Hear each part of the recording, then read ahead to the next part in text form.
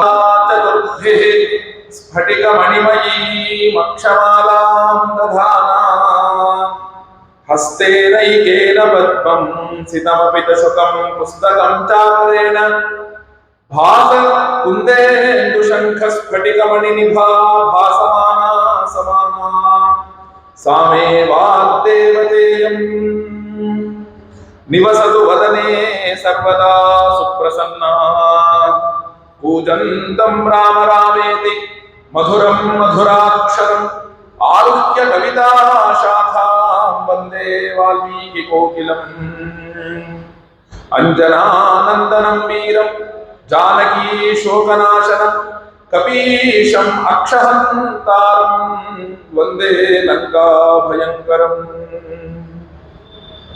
उल्लङ्घ्य सिन्धोः सलीलं यशोगवह्निं जनकात्मजायाः आदाय तेनैव ददाह लङ्कां नमामि तं प्राञ्जलिराञ्जनेयम् मनोजवं मारुततुल्यवेगं जितेन्द्रियं बुद्धिमतां वरिष्ठं वातात्मजं वानरयूथमुख्यं श्रीरामदूतं शिरसा नमामि वाल्मीकिगिरिसम्भूता रामसागरगामिनी पुनातु भुवनं पुण्या रामायण महानदी वेदवेद्ये परे पुंसे जाते दशरथात्मजे वेदः प्राचेतसादासीत् साक्षात् रामायणात्मना वैदेही सहितं सुरद्रुमतले हैमे महामण्डपे मध्ये पुष्पकमासने मणिमये वीरासने सुस्थितम् अग्रे वाचयति प्रभञ्जनसुते तत्त्वं मुनिभ्यः परम् व्याख्यान्तं भरतादिभिः परिवृतं रामं भजे श्यामलम् वामे भूमिसुधा पुरश्च हनुमान् पश्चात् सुमित्रासुतः शत्रुघ्नो भरतश्च वामतलयोः वायुवादिकोणेषु च सुग्रीवश्च विभीषणश्च युवराट् तारासुतो जाम्बवान् मध्ये नीलसरोजकोमलरुचिं रामं भजे श्यामलम् नमोऽस्तु रामाय सलक्ष्मणाय देव्यै च तस्यै जनकात्मजायै नमोऽस्तु रुद्रेन्द्रयमानिलेभ्यः नमोऽस्तु चन्द्रार्कमरुद्गणेभ्यः आपदामपहर्तारं दातारं सर्वसम्पदां लोकाभिरामं श्रीरामं भूयो भूयो नमाम्यहम् ಶ್ರೀರಾಮಚಂದ್ರ ಪರಬ್ರಹ್ಮಣೇ ನಮಃ. ಭಗವದ್ಭಕ್ತರಲ್ಲಿ ಸವಿನಯ ವಿಜ್ಞಾಪನೆ. ಪರಮ ಪೂಜ್ಯ ಅದ್ವಯಾನಂದೇಂದ್ರ ಸರಸ್ವತಿ ಮಹಾಸ್ವಾಮಿಗಳವರ ಚರಣ ಕಮಲಗಳನ್ನು ಸ್ಮರಿಸಿಕೊಳ್ಳುತ್ತಾ ಶ್ರೀಮದ್ ರಾಮಾಯಣ ಚಿಂತನೆಯ ಇವತ್ತು 8ನೆಯ ದಿನ, ನಾಳೆಗೆ 9ನೆಯ ದಿನ ಆಗುವಂಥದ್ದು. 8ನೆಯ ದಿನಕ್ಕೆ ನಾವೆಲ್ಲರೂ ಬಂದು ತಲುಪಿದ್ದೇವೆ. ನವಾಹ, ರಾಮಾಯಣವನ್ನ ನವಾಹ ಅಂತ ಹೇಳ್ತೇವೆ. ಸಪ್ತಾಹ, ಭಾಗವತಾದಿಗಳು ಸಪ್ತಾಹ, ರಾಮಾಯಣ 9 ದಿನಗಳು ನವಾಹ. ಅಯೋಧ್ಯಾಕಾಂಡದ ಪೂರ್ವಾರ್ಧ ಭಾಗವನ್ನ ಪೂರ್ಣ ಅಂತ ಹೇಳುವುದಿಲ್ಲ, ಒಂದಷ್ಟು ಭಾಗ ನಾವೆಲ್ಲರೂ ಕೂಡ ಶ್ರವಣ ಮಾಡಿದ್ದೇವೆ. ಉತ್ತರಾರ್ಧಕ್ಕೆ ಇವತ್ತು ಕಾಲಿಡ್ತಾ ಇದ್ದೇವೆ. ಇವತ್ತು ಉತ್ತರಾರ್ಧದ ನಾಯಕ ಅಂದ್ರೆ ಭರತ.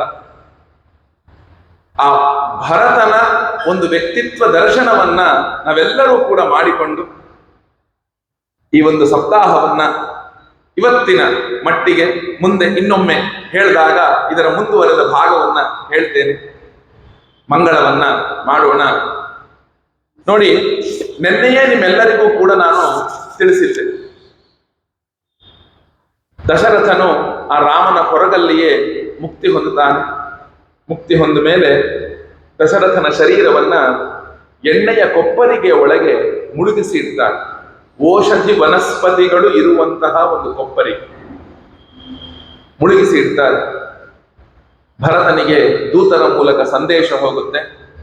ತನ್ನ ಅಜ್ಜನ ಊರಿನಿಂದ, ಅಶ್ವಪತಿ ರಾಜನ ರಾಜ್ಯದಿಂದ, ಕೇಕೆಯ ರಾಜ್ಯದಿಂದ ಭರತನು ಶೀಘ್ರವಾಗಿ ಓಡುವಂತಹ ಕುದುರೆಗಳ ಸಹಾಯವನ್ನು ಪಡೆದು ಭರತನು ಅಯೋಧ್ಯೆಗೆ ಬರ್ತಾನೆ. ಬಂದಾಗ ಮೊದಲಿಗೆ ಭರತನು ಅಪ್ಪನ ಅರಮನೆಗೆ ಹೋಗ್ತಾನೆ. ತುಂಬಾ ಚೆನ್ನಾಗಿದೆ. ಭರತನಿಗೆ ದುಸ್ವಪ್ನ ಆಗುತ್ತೆ. ಬರ್ಬೇಕಾದ್ರೆ ಅಯೋಧ್ಯೆಯನ್ನ ನೋಡ್ತಾನೆ. ಅಯೋಧ್ಯೆಯ ಎಲ್ಲಾ ಒಂದು ಭಾಗವನ್ನ ನೋಡಿದಾಗೂ ಕೂಡ ದಶರಥನಿಗೆ ಭರತನಿಗೆ ಏನೇನು ದುಸ್ವಪ್ನಗಳಾಗಿತ್ತು ಅವೆಲ್ಲವೂ ಕಣ್ಣು ಮುಂದೆ ಓಡುತ್ತೆ. ಯಾಕಂದ್ರೆ ಯಾರ ಮನೆ ಮುಂದೆ ರಂಗೋಲೆ ಇಲ್ಲ, ಯಾರ ಮುಖದಲ್ಲಿ ನಗು ಇಲ್ಲ, ಎಲ್ಲವನ್ನು ತುಂಬಾ ಚೆನ್ನಾಗಿ ವಾಲ್ಮೀಕಿಗಳು ವರ್ಣನೆಯನ್ನು ಮಾಡಿದ್ದಾರೆ. ಅರಮನೆಯನ್ನ ಪ್ರವೇಶ ಮಾಡಿದ ಮೇಲೆ ಪಿತುರ್ ಮಹಾತ್ಮ ಪ್ರವಿವೇಶ ವೇಶ್ಮ, ಭರತನು ಮೊದಲಿಗೆ ಅಪ್ಪನ ಒಂದು ಕೋಣೆಗೆ ಪ್ರವೇಶವನ್ನ ಮಾಡ್ತಾನೆ. ಅಲ್ಲಿ ಅಪ್ಪ ಕಾಣೋದಿಲ್ಲ. ನೋಡಿ, ಅಪ್ಪ ತನ್ನ ಒಂದು ಕೋಣೆಯಲ್ಲಿ ಇಲ್ಲ ಅಂತ ಗೊತ್ತಾದ ತಕ್ಷಣವೇ ಭರತನು ಅಮ್ಮನ ಬಳಿಗೆ ಓಡಿ ಬರ್ತಾನೆ. ಅಮ್ಮನನ್ನ ನೋಡೋದಿಕ್ಕಲ್ಲ, ಅಪ್ಪ ಇಲ್ಲಿಲ್ಲ ಅಂದ್ರೆ ಅಮ್ಮನ ಜೊತೆಗೆ ಇರ್ತಾನೆ ಅನ್ನೋದು ತೀರ್ಮಾನ. ಅದಕ್ಕೆ ಕೈಕೇಯಿಯ ಜೊತೆ ಅಪ್ಪ ಅವನ ಅಂತಃಪುರದಲ್ಲಿಲ್ಲ, ಅವನ ಒಂದು ಸಭೆಯಲ್ಲಿಲ್ಲ, ಸಿಂಹಾಸನದ ಮೇಲೆ ಕುಳಿತಿಲ್ಲ, ನಂತರ ಅವನ ಅಂತಃಪುರದಲ್ಲಿಲ್ಲ. ಈ ಎರಡೂ ಕಡೆಗೂ ಇಲ್ಲ ಅಂದ್ರೆ ಅಪ್ಪ ಮುಂದೆ ನೆಕ್ಸ್ಟ್ ಎಲ್ಲಿ ಹೋಗ್ತಾನೆ? ಅವನು ಕೈಕೇಯಿಯ ಹತ್ರನೇ ಇರ್ತಾನೆ. ಅವನು ಓಡಿ ಹೋಗ್ತಾನೆ ಅಮ್ಮನ ಹತ್ರ ಓಡಿ ಹೋದಾಗ ಅವನು ಜಗಾಮ ಭರತೋ ದೃಷ್ಟಂ ಮಾತರಂ ಮಾತುರಾಲಯ, ತಾಯಿಯನ್ನು ನೋಡಿದ ಹಾಗಾಗತ್ತೆ. ಅಪ್ಪ ಅಲ್ಲೇ ಇರ್ತಾನೆ ಅಂತ ಓಡಿ ಹೋದಾಗ ಇಲ್ಲಿ ನೋಡಿ, ಇನ್ನೊಂದು ಸಣ್ಣದಾಗಿ ಮತ್ತೆ ಕೈಕೇಯಿಯ ಸ್ವಭಾವ ನಮಗೆ ಗೊತ್ತಾಗತ್ತೆ. ಅನುಪ್ರಾಪ್ತಂ ತುತಂ ದೃಷ್ಟ ಕೈಕೇಯಿ ಪ್ರೋಷಿತಂ ಸುತಂ ಉತ್ಪಪಾತ ತದಾ ಹೃಷ್ಟಾ ತ್ಯಕ್ತ್ವಾ ಸೌವರ್ಣಮಾಸನಂ.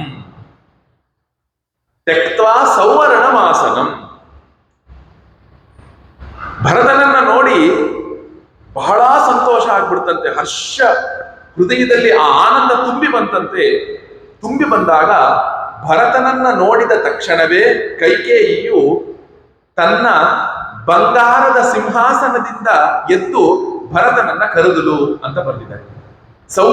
ಬಂಗಾರದ ಪೀಠದಿಂದ ಎದ್ದು ಭರತನನ್ನ ಬರಮಾಡಿಕೊಂಡು ಅಂತ. ನೋಡಿ, ಗಂಡ ಹೋಗಿದ್ದಾನೆ, ದುಃಖದಲ್ಲಿ ಇರಬೇಕು, ಅವಳು ಬಂಗಾರದ ಪೀಠದ ಮೇಲೆ ಕುಳಿತಿದ್ಲು ಅಂತ ಎಷ್ಟು ಚೆನ್ನಾಗಿ ವಾಲ್ಮೀಕಿಗಳು ಹೇಳಿದ್ದಾರೆ. ಆ ಗಂಡ ಹೋಗಿರೋ ದುಃಖ ಅವಳಿಗೆ ಇಲ್ಲವೇ ಇಲ್ಲ.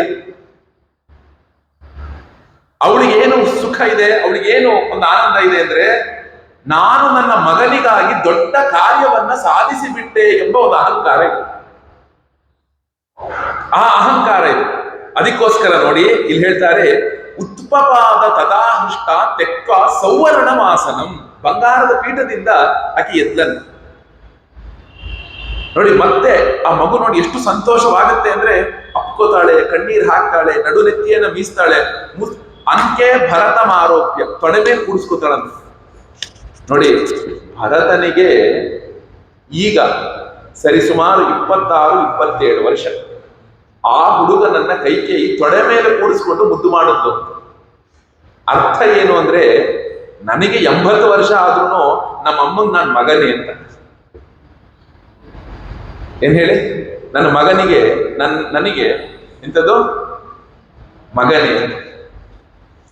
ನಮ್ಮ ಚಿಕ್ಕಮ್ಮ ಅಂದ್ರೆ ನಮ್ಮ ಅಮ್ಮನ ತಂಗಿ, ಅವ್ರು ಮೊನ್ನೆ ಮಾತಾಡ್ಬೇಕಾದ್ರೆ ಸುಮ್ಮನೆ ಒಂದು ಮಾತು ಹೇಳೋದು. ಸುಭದ್ರ ಅಂತ ನಮ್ಮ ಚಿಕ್ಕಮ್ಮನ ಅತ್ತೆಯ ಹೆಸರು ಸುಭದ್ರ ಅಂತ, ಸುಭದ್ರಜ್ಜಿ ಅಂತ ಕರೀತೇವೆ. ಸುಮಾರು 80 ವರ್ಷದ ಮೇಲೆ ದಾಟಿರುವಂತಹ ಹಿರಿಯ ಹೆಣ್ಣು ಮಗಳು. ಅವರು ಮಗನಿಗೆ ಪಾಪಣ್ಣ ಅಂತ ಕರೀತಾರೆ. ಅನಂತ ಪದ್ಮನಾಭ ಅಂತ ಹೆಸರು ಅವರು, ನಮ್ಮ ಚಿಕ್ಕಪ್ಪನ ಹೆಸರು. ಕರೆಯೋದು ಪಾಪಣ್ಣ ಅಂತ. ಈಗಲೂ ಏನಾದ್ರೂ ಮಾಡಿದ ತಕ್ಷಣ ಗೀತಾ ಚಿಕ್ಕಮ್ಮ ಹೋಗಿ ಕೊಟ್ರೆ ಪಾಪಣ್ಣನ್ ಕೊಟ್ಯಾ ಅಂತ ಕೇಳ್ತಾರೆ. ಪಾಪಣ್ಣನ ಮಗನಿಗೆ ಮಗುವಾಗಿದೆ, ಪಾಪಣ್ಣನಿಗೆ ಮಗ ನನ್ನ ತಮ್ಮ ರಘು, ಅವನಿಗೆ ಮಗಳಾಗಿದೆ. ಹೀಗಿದ್ದಾಗ ಪಾಪಣ್ಣನಿಗೆ ಈಗ 60 ವರ್ಷ ಸಮೀಪ ದಾಟಿದೆ, 60 ವರ್ಷ ದಾಟಿದೆ. ಈಗಲೂ ಅವ್ರಮ್ಮ ಏನೇ ತಂದ್ರು ಪಾಪಣ್ಣ ಬಂದ, ಪಾಪಣ್ಣ ತಿನ್ನ. ನಮ್ ಚಿಕ್ಕಮ್ಮ ಮನಸ್ಸಲ್ಲಿ ಅವರೇ ಚಿಕ್ಕ ಹುಡುಗ ಏನ್ರಿ ತಿಂತಾರೆ ಬಿಡ್ರಿ, ಚಿಕ್ಕ ಹುಡುಗ ಏನು ಚಿಕ್ಕಪ್ಪ ತಿಂತಾರೆ ಇಲ್ಲ ಅಂದ್ರೂ ಕೇಳ್ತಾರೆ ಕಣೋ ಸುದ್ದಿ. ನಾವು ಅನ್ಕೊಂತೀವಿ ಅಷ್ಟೇ ನಾವೆಲ್ಲ ಬಹಳ ದೊಡ್ಡವರಾಗಿದ್ದೀವಿ ಅಂತ, ಆದ್ರೆ ತಾಯಿಗೆ ಮಗ ಮಗನೇ ಅಂತ. ಅವನಿಗೆ 50 ವರ್ಷ ಆಗ್ಲಿಕ್ಕೆ, 60 ಆಗ್ಲಿಕ್ಕೆ, 70 ಆಗ್ಲಿಕ್ಕೆ, 80 ಆಗ್ಲಿಕ್ಕೆ. ಅದನ್ನ ಕೈಕೇಯಿಯಲ್ಲಿ ತೋರಿಸಿ ಹೇಳಿ ನೋಡಿ, ಎಷ್ಟು ಚೆನ್ನಾಗಿ ತೋರಿಸಿ ಹೇಳಿ. ಪುತ್ರಂ ಅಂಕಮಾರೋಪ್ಯ, ತೊಡೆ ಮೇಲೆ ಕೂಡಿಸ್ಕೊಂಡಂತೆ. ತೊಡೆ ಮೇಲೆ ಕೂಡಿಸ್ಕೊಂಡ ಮೇಲೆ ಅವಳೆಲ್ಲ ಕುಶಲ ಪ್ರಶ್ನೆಯನ್ನ ಕೇಳ್ತಾಳೆ. ಮಗು, ಅಜ್ಜನ ಮನೆಯಿಂದ ಹೊರಟು ಎಷ್ಟು ದಿನಗಳಾಗಪ್ಪ? ತುಂಬಾ ಸುಸ್ತಾಗ್ಬಿಟ್ಟಿದ್ಯಾ, ನೀನು ನೋಡಿದ್ರೆ ಗೊತ್ತಾಗ್ತಿದೆ. ಒಂದು ಸ್ವಲ್ಪವೂ ಕೂಡ ನೀನು ವಿಶ್ರಾಂತಿಯನ್ನ ಮಾಡದೆ ಇಲ್ಲಿಗೆ ಓಡೋಡಿ ಬಂದೆ ಅಂತ ಅನಿಸುತ್ತೆ. ಎಷ್ಟು ರಾತ್ರಿಗಳಾಯ್ತು ಅಂದಾಗ ಭರತನ ಉತ್ತರ ನೋಡಿ, ಅದ್ಯಮೇ ಸಪ್ತಮಿ ರಾತ್ರಿ, 7 ದಿನಗಳು ಕಳೆದುವಮ್ಮ ಅಂತ ಹೇಳ್ತಾರೆ. 7 ದಿನಗಳು ಕಳೆದು ಅಂತ ಅಂದ್ರೆ ದಶರಥ ಮುಕ್ತನಾಗಿ 14 ದಿನಗಳಾಯ್ತು ಅಂತ ನೀವು ತಿಳ್ಕೋಬೇಕು. ಯಾಕೆ? ಇಲ್ಲಿಂದ ದೂತರು ಹೋಗಿದ್ದಾರೆ, ಇವನೇ ಶೀಘ್ರವಾಗಿ ಬಂದಿದ್ದಾನೆ ಅಂದ್ಮೇಲೆ ಇವರು ಶೀಘ್ರವಾಗಿ ಹೋಗಿರ್ತಾರೆ ಅಂದ್ರು ಹೋಗಕ್ಕೆ 7 ದಿನ ಆಗಿದೆ, ಇವನ್ ಬರಕ್ಕೆ 7 ದಿನ ಆಗಿದೆ. 14 ದಿನಗಳು ಕಳೆದಿದೆ ದಶರಥ ಹೋಗಿ. ಇದೆಲ್ಲ ನಾವು ಅಂಡರ್ಸ್ಟೂಡ್ ಮಾಡ್ಕೋಬೇಕು ನಾವು. ಇವತ್ತಿಗೆ ನಾನು ಅಜ್ಜನ ಮನೆಯಿಂದ ಹೊರಟು 7 ರಾತ್ರಿಗಳಾಯ್ತು ಅಂದ್ರೆ ದೂತರು ಹೋಗಕ್ಕೂ 7 ದಿನ ಆಗಿರ್ಬೇಕಾನೆ. ಆಯ್ತಮ್ಮ. ಆಗ ಅಂಬಾಯಾಹ ಕುಶಲಿ ತಾತಃ ಯುಧಾಜಿನ್ಮ ತುಲಶ್ಚಮೆ. ಅಮ್ಮ, ಅಪ್ಪ ಹುಷಾರಾಗಿದ್ದಾರೆ, ಮಹಾರಾಜನು ಹುಷಾರಾಗಿದ್ದಾರೆ. ಮತ್ತಿನ್ನೇನು ಅಂದ್ರೆ ನಿಮ್ಮ ಅಪ್ಪ ಅಶ್ವಪತಿ ರಾಜ ನಿನಗೆ ಕೊಡಬೇಕು ಅಂತ ಬೇಕಾದಷ್ಟು ರತ್ನಗಳನ್ನ, ವೈಡೂರ್ಯಗಳನ್ನ, ಆಭರಣಗಳನ್ನ ಕೊಟ್ಟು ಕಳಿಸಿದ್ದಾನೆ. ನಾನು ವೇಗವಾಗಿ ಬಂದ್ಬಿಟ್ಟೆ. ನಿನಗೆ ಕೊಟ್ಟ ಬಳುವಳಿಗಳೆಲ್ಲ ಹಿಂದೆ ರಥದಲ್ಲಿ ಬರ್ತಾ ಇತ್ತು, ನಾಳೆಗೆ ಬಂದು ಇಲ್ಲಿ ತಲುಪತ್ತೆ, ನಾಳೆಗೆ ಬಂದು ತಲುಪತ್ತೆ ಅಂತ ಹೇಳಿದ ಮೇಲೆ ಅವನು ಹೇಳ್ತಾನೆ, ರಾಜ ಭವತಿ ಭೂಯಿಷ್ಟಂ ಇಹಾಂ ಪಾಯಾಹ ನಿವೇಶನೆ ತಮಹಂ ನಾದ್ಯ ಪಶ್ಯಾಮಿ ದಷ್ಟುಮಿಚ್ಛಾ ನಿಹಾಗತಃ. ನೋಡಿ, ಈ ಮಾತಲ್ಲೂ ಒಂದು ಒಳಾರ್ಥ ಇದೆ, ಒಂದು ಗೂಢಾರ್ಥ ಇದೆ. ಅಮ್ಮ, ಯಾವಾಗಲೂ ನಮ್ಮಪ್ಪ ನಿನ್ ಜೊತೆಗೆ ಕಾಲ ಕಳೀತಿದ್ದ, ಇವತ್ತು ಯಾಕೋ ನಿನ್ ಜೊತೆ ಇಲ್ಲ, ಅವನು ಎಲ್ಲಿ ಹೋದ ಅಂತ ಕೇಳ್ತಾನೆ. ಅಪ್ಪ ಎಲ್ಲಿ ಅಂತ ಕೇಳ್ಬೋದಿತ್ತು ಭರತ. ವಾಲ್ಮೀಕಿಗಳು ಪ್ರತಿ ಒಂದನ್ನೂ ಕೂಡ ದಶರಥನ ಸ್ವಭಾವವನ್ನ, ಭರತನ ಸ್ವಭಾವವನ್ನ, ಕೈಕೇಯಿಯ ಸ್ವಭಾವವನ್ನು ತೋರಿಸ್ಬೇಕು, ಹೆಕ್ಕಿ ಹೆಕ್ಕಿ ತೋರಿಸ್ಬೇಕು. ಮಹಾರಾಜ ನಿನ್ನ ಅಂತಃಪುರದಲ್ಲೇ ಹೆಚ್ಚು ಕಾಲ ಕಳೀತಿದ್ನಲ್ಲಮ್ಮ, ಆ ಮಹಾರಾಜ ಎಲ್ಲಿ ಅಂತ ಕೇಳ್ತಾರೆ. ನೋಡಿ, ಯಾರಾದರೂ ಕೂಡ ಅಪ್ಪ ಮುಕ್ತನಾಗಿರುವ ವಿಷಯ ಭರತನಿಗೆ ಗೊತ್ತಿಲ್ಲ. ಎಷ್ಟು ಸಲೀಸಾಗಿ ಅಪ್ಪ ಹೋದಂತಹ ವಿಷಯವನ್ನ ಭರತನಿಗೆ ಹೇಳ್ಬಿಡ್ತಾಳೆ ಅಮ್ಮ. ಅಂದ್ರೆ ಆ ನೋವು, ದುಃಖ ಇತ್ಯಾದಿಗಳಲ್ಲಿ ನಾವೇನಾದ್ರು ಒಂದು ಕೆಟ್ಟ ವಿಷಯ ಹೇಳ್ಬೇಕಾದ್ರೆ ಏನ್ ಮಾಡ್ತೀವಿ ನಾವು? ರೀ, ಕೂತ್ಕೊಳ್ರಿ, ನೀರು ಕುಡೀರಿ ಅಂತೆಲ್ಲ ಒಂದ್ ಸ್ವಲ್ಪ ಹೇಳಿ ಸಮಾಧಾನ ಮಾಡಿ, ಏನ್ ಗೊತ್ತಾ ಅಂತೇನೋ ಒಂದು ಪೀಠಿಕೆ ಹಾಕಿ ಹೇಳ್ತೇವೆ. ಆಗ ಕೈಕೇಯಿಯ ಉತ್ತರ ನೋಡಿ ಹೇಗಿತ್ತು. ತಂ ಪ್ರತ್ಯುವಾಚ ಕೈಕೇಯಿ ಪ್ರಿಯವದ್ ಘೋರಮ ಪ್ರಿಯಂ ಅಜಾನಂತಂ ಪ್ರಜಾನಂತಿ ರಾಜ್ಯ ಲೋಭೇನ ಮೋಹಿತ. ಅವಳು ರಾಜ್ಯದ ಒಂದು ಆಸೆಗೆ ಮೋಹಗೊಂಡು ಬಿಟ್ಟಿಳೆ ಕೈಕೇಯಿ. ಅವಳಿಗೆ ಬೇರೆ ಇನ್ನೇನು ಕಣ್ಣೆದ್ರಿಗಿಲ್ಲ. ರಾಜ್ಯದ ಮೇಲೆ ಭರತ ಕೂತ್ಕೊಳ್ಳೋದು, ನಾನು ರಾಜಮಾತೆಯಾಗಿ ರಾಜ್ಯವನ್ನ ಆಳುವುದು, ಇದೊಂದೇ ಕೂತ್ಬಿಟ್ಟಿದೆ. ಅಂತಹ ಮೋಹಗೊಂಡಂತಹ ಕೈಕೇಯಿಯು ಎಂತಹ ಮಾತನ್ನ ಆಡ್ತಾಳೆ ಅಂದ್ರೆ ಭರತನ ವಿಷಯದಲ್ಲಿ, ಅಪ್ಪನ ವಿಷಯದಲ್ಲಿ ನೋಡಿ ಎಷ್ಟು ಸಲೀಸ್ ಹೇಳ್ಬಿಟ್ಲು ಗೊತ್ತಾ.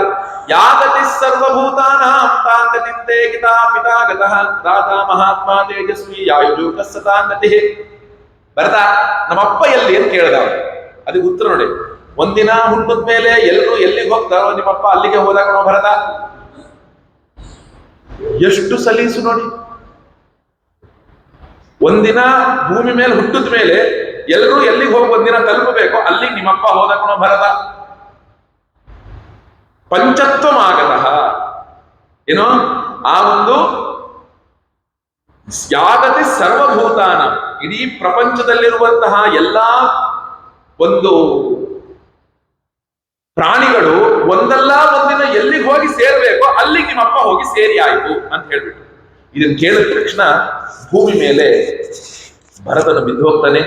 ಅವನ ಮಾತು ನೋಡಿ ಹೇಗಿದೆ, ಹಾ ಹತೋಸ್ಮಿ, ಅಯ್ಯೋ ಸತ್ತೋದೆ ನಾನು, ಇಂಥ ಶಬ್ದವನ್ನ ಕೇಳಕ್ಕೆ ಬಂದ್ಬಿಟ್ಟು ನಾನು ಏನ್ ಮಾಡೋದು ಅಂದಾಗ ಭರತನ ಮುಂದಿನ ಮಾತು ನೋಡಿ.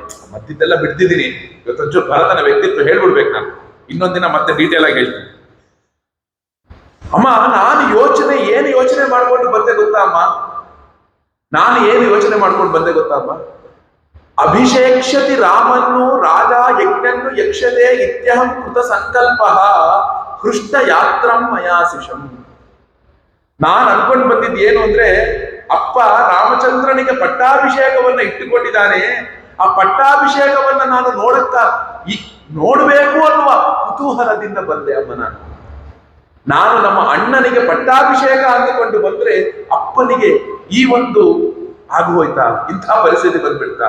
ಅವನು ಹೇಳ್ತಾನೆ, ನಿಜವಾಗ್ಲೂ ರಾಮ ಲಕ್ಷ್ಮಣಾದಿಗಳೇ ಅತ್ಯಂತ ಧನ್ಯರು, ಅತ್ಯಂತ ಧನ್ಯರು. ಯಾಕೆ ಅಂದ್ರೆ ಅಪ್ಪನ ಒಂದು ಅಂತ್ಯ ಸಂಸ್ಕಾರವನ್ನ ಮಾಡಿದ್ರಲ್ಲ, ನನ್ನ ಅನುಪಸ್ಥಿತಿಯಲ್ಲಿ ಅಪ್ಪನ ಅಂತ್ಯ ಸಂಸ್ಕಾರವನ್ನ ಮಾಡಿದ್ರಲ್ಲ, ನಿಜವಾಗಲೂ ಕೂಡ ರಾಮಾದಿಗಳೇ ಅತ್ಯಂತ ಧನ್ಯರಪ್ಪ. ಅಮ್ಮ ಇಲ್ಲಿ ನನಗೆ ಸಮಾಧಾನ ಆಗ್ತಿಲ್ಲ, ಒಂದು ಸ್ವಲ್ಪ ಅಣ್ಣನ ಹತ್ರ ಹೋಗಿ ನಾನು ಮಾತಾಡ್ಕೊಂಡು ಬರ್ತೇನೆ, ಅಣ್ಣನ ಹತ್ರ ಹೋಗಿ ನಾನು ಮಾತಾಡ್ಕೊಂಡು ಬರ್ತೇನೆ. ಏನು, ಪಿತಾ ಹಿ ಭವತಿ ಜ್ಯೇಷ್ಠ ಧರ್ಮ ಮಾರ್ಯಸ್ಯ ಜಾನತಃ. ಯಾಕಂದ್ರೆ ನನಗೆ ಅಣ್ಣ ಅಂದ್ರೆ ಅಣ್ಣ ಅಲ್ಲ, ಅವನು ತಂದೆಯೇ, ಅವನು ದೊಡ್ಡಣ್ಣ ಅಂದ್ರೆ ಅಣ್ಣ ಅಲ್ಲ, ಅವನು ಸಾಕ್ಷಾತ್ ತಂದೆಯೇ. ಅವನ ಹತ್ರ ಹೋಗ್ತೇನೆ ಅಂತ ಹೇಳಿ ಹೊರಟು ನಿಲ್ತಾನೆ. ಕೊನೆಗೊಂದು ಮಾತನ್ನ ಕೇಳ್ತಾನ, ಅಮ್ಮ ಅಪ್ಪ ಹೋಗಬೇಕಾದಾಗ ಏನಾದ್ರೂ ಒಂದು ಸಣ್ಣ ಸಂದೇಶವನ್ನ ಹೇಳಿದ್ರ ಅಮ್ಮ, ಕೊನೆಯ ಉಸಿರನ್ನ ಎಳ್ಕೊಂಡಾಗ, ಕೊನೆಯ ಉಸಿರು ಎಳ್ಕೊಂಡಾಗ ಏನಾದ್ರೂ ಒಂದು ಸಂದೇಶವನ್ನ ಹೇಳಿದ್ರ ಅಮ್ಮ ಅಂತ ಕೇಳ್ತಾನೆ. ಯಾರು? ಭರತ. ಈಗ ಕೇಳಿದಾಗ ಪಶ್ಚಿಮಂ ಸಾಧು ಸಂದೇಶಂ, ಲಾಸ್ಟ್ ವರ್ಡ್ ಏನ್ ಹೇಳಿದ್ರು ಅಂತ ಕೇಳಿದಾಗ ಕೈಕೇಯಿ ನೋಡಿ ಎಂಥ ಸಲೀಸು ಹೇಳ್ಬಿಡ್ತಾಳೆ ಅಂದ್ರೆ ನಮಗೆ ಆಶ್ಚರ್ಯ ಅಂದ್ರಿದೆ. ಈ ಮಾತನ್ನ ಹೇಳಿದ್ರೆ ಭರತ ಏನ್ ಅನ್ಕೊಳ್ತಾನೋ,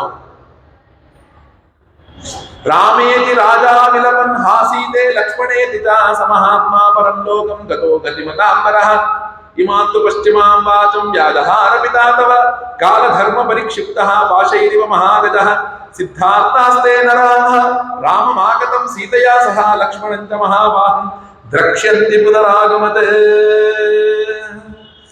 ನೋಡಿ ಏನ್ ಹೇಳ್ದ ಗೊತ್ತಾ ಭರತ, ರಾಮ ಲಕ್ಷ್ಮಣ ಸೀತಾ, ರಾಮ ಲಕ್ಷ್ಮಣ ಸೀತಾ ಅಂತ ಅಂದುಕೊಂಡು ಆ 3 ಜನರ ಹೆಸರು ಹೇಳ್ತಪ್ಪ.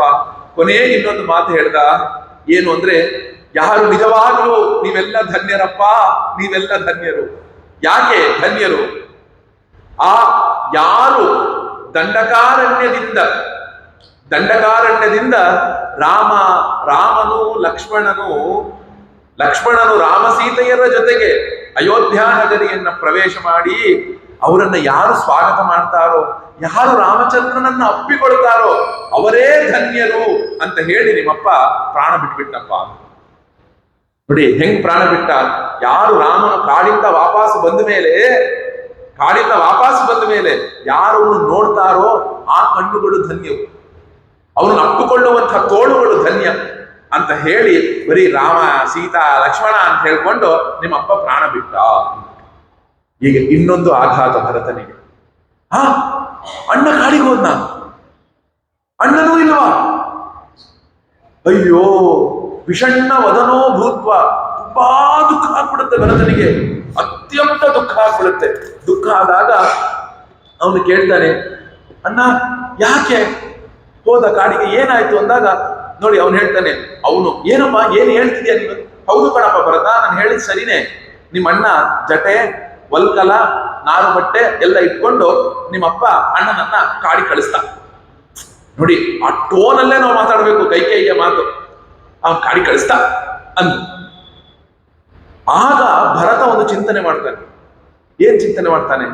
ಅಣ್ಣ ಕಾಡಿಗೆ ಹೋಗುವಂತಹ ತಪ್ಪನ್ನೇನು ಮಾಡ್ದ? ಏನು ತಪ್ಪು ಮಾಡ್ದ ಅಣ್ಣ?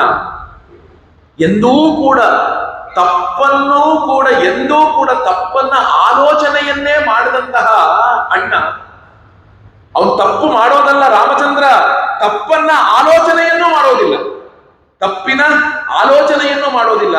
ಅಂಥವನು ರಾಮಚಂದ್ರ ಅಂದ್ರೆ ಅವನು ಏನಕ್ಕೆ ಕಾಡಿಗೆ ಹೋಗ್ಬೇಕಾಯ್ತು, ಏನಕ್ಕೆ ಕಾಡು ಹೋಗ್ಬೇಕಾಯ್ತು? ಆಗ ಹೇಳಿದಾಗ ನೋಡಿ, ನರಾಮ ಪರದಾರಾಂಶ ಚಕ್ಷುರ್ಭ್ಯಾಮಪಿ ಪಶ್ಯತಿ. ಹಿಂದೆಲ್ಲ ಗಾಡಿ ಕಳಿಸ್ಬೇಕು ಅಂದ್ರೆ ಯಾವ್ದಾದ್ರು ದೊಡ್ಡ ಸಂಪತ್ತನ್ನ ಕೊಳ್ಳೆ ಹೊಡೆದಿರ್ಬೇಕು, ಇಲ್ಲ ಇನ್ನೊಬ್ಬರು ಹೆಣ್ಣು ಮಗಳನ್ನ ಮುಟ್ಟಿರ್ಬೇಕು. ಅಂತಹ ಘೋರ ಘೋರ ಶಿಕ್ಷೆಗೆ ಕಾಡಿಗಟ್ಟುವಂತಹ ಕೆಲಸವನ್ನ ಮಾಡ್ತಿರ್ತಾರೆ, ನಾಡಿಗೆ ನೀ ಬರಬೇಡ ಅಂತ. ನಮ್ಮ ಅಣ್ಣ ಅಂಥದ್ದೆಲ್ಲ ಮಾಡೋದಿಲ್ಲ, ಅಂಥದ್ದನ್ನ ಎಂದೂ ಮಾಡೋದಲ್ಲ. ಏನಕ್ಕೆ ಹೋದ ಕಾಡಿಗೆ, ಏನಕ್ಕೆ ಹೋದ? ಆಗ ಏನಕ್ಕೆ ಹೋದ ಅಂತ ಮತ್ತೆ ಹೇಳಿದಾಗ ಕೈಕೇಯಿ ನೋಡಿ ಎಷ್ಟು ಚೆನ್ನಾಗಿ ಹೇಳ್ತಾಳೆ. ಯಾಚಿತಾಸ್ತೆ ಯಾಚಿತಸ್ತೆ ಪಿತಾ ರಾಜ್ಯಂ ರಾಮಸ್ಯ ವಿವಾಸನಂ ಸ್ವಸ್ವವೃತ್ತಿಂ ಸಮಾಸ್ಥಾಯ ಪಿತಾತೆ ತಥಾ ಕುರೋತ್. ನಾನ್ ಕೇಳ್ತಪ್ಪ ನಿಮ್ಮ ಅಪ್ಪನ, ಏನಂತ ಕೇಳಿದೆ? ನಿಮ್ಮ ಅಣ್ಣ ಕಾಡಿಗೆ ಹೋಗ್ಬೇಕು ಅಂತ ನಾನ್ ಕೇಳಿದೆ, ಅವನು ವರ ಕೊಟ್ಟಿದ್ದ.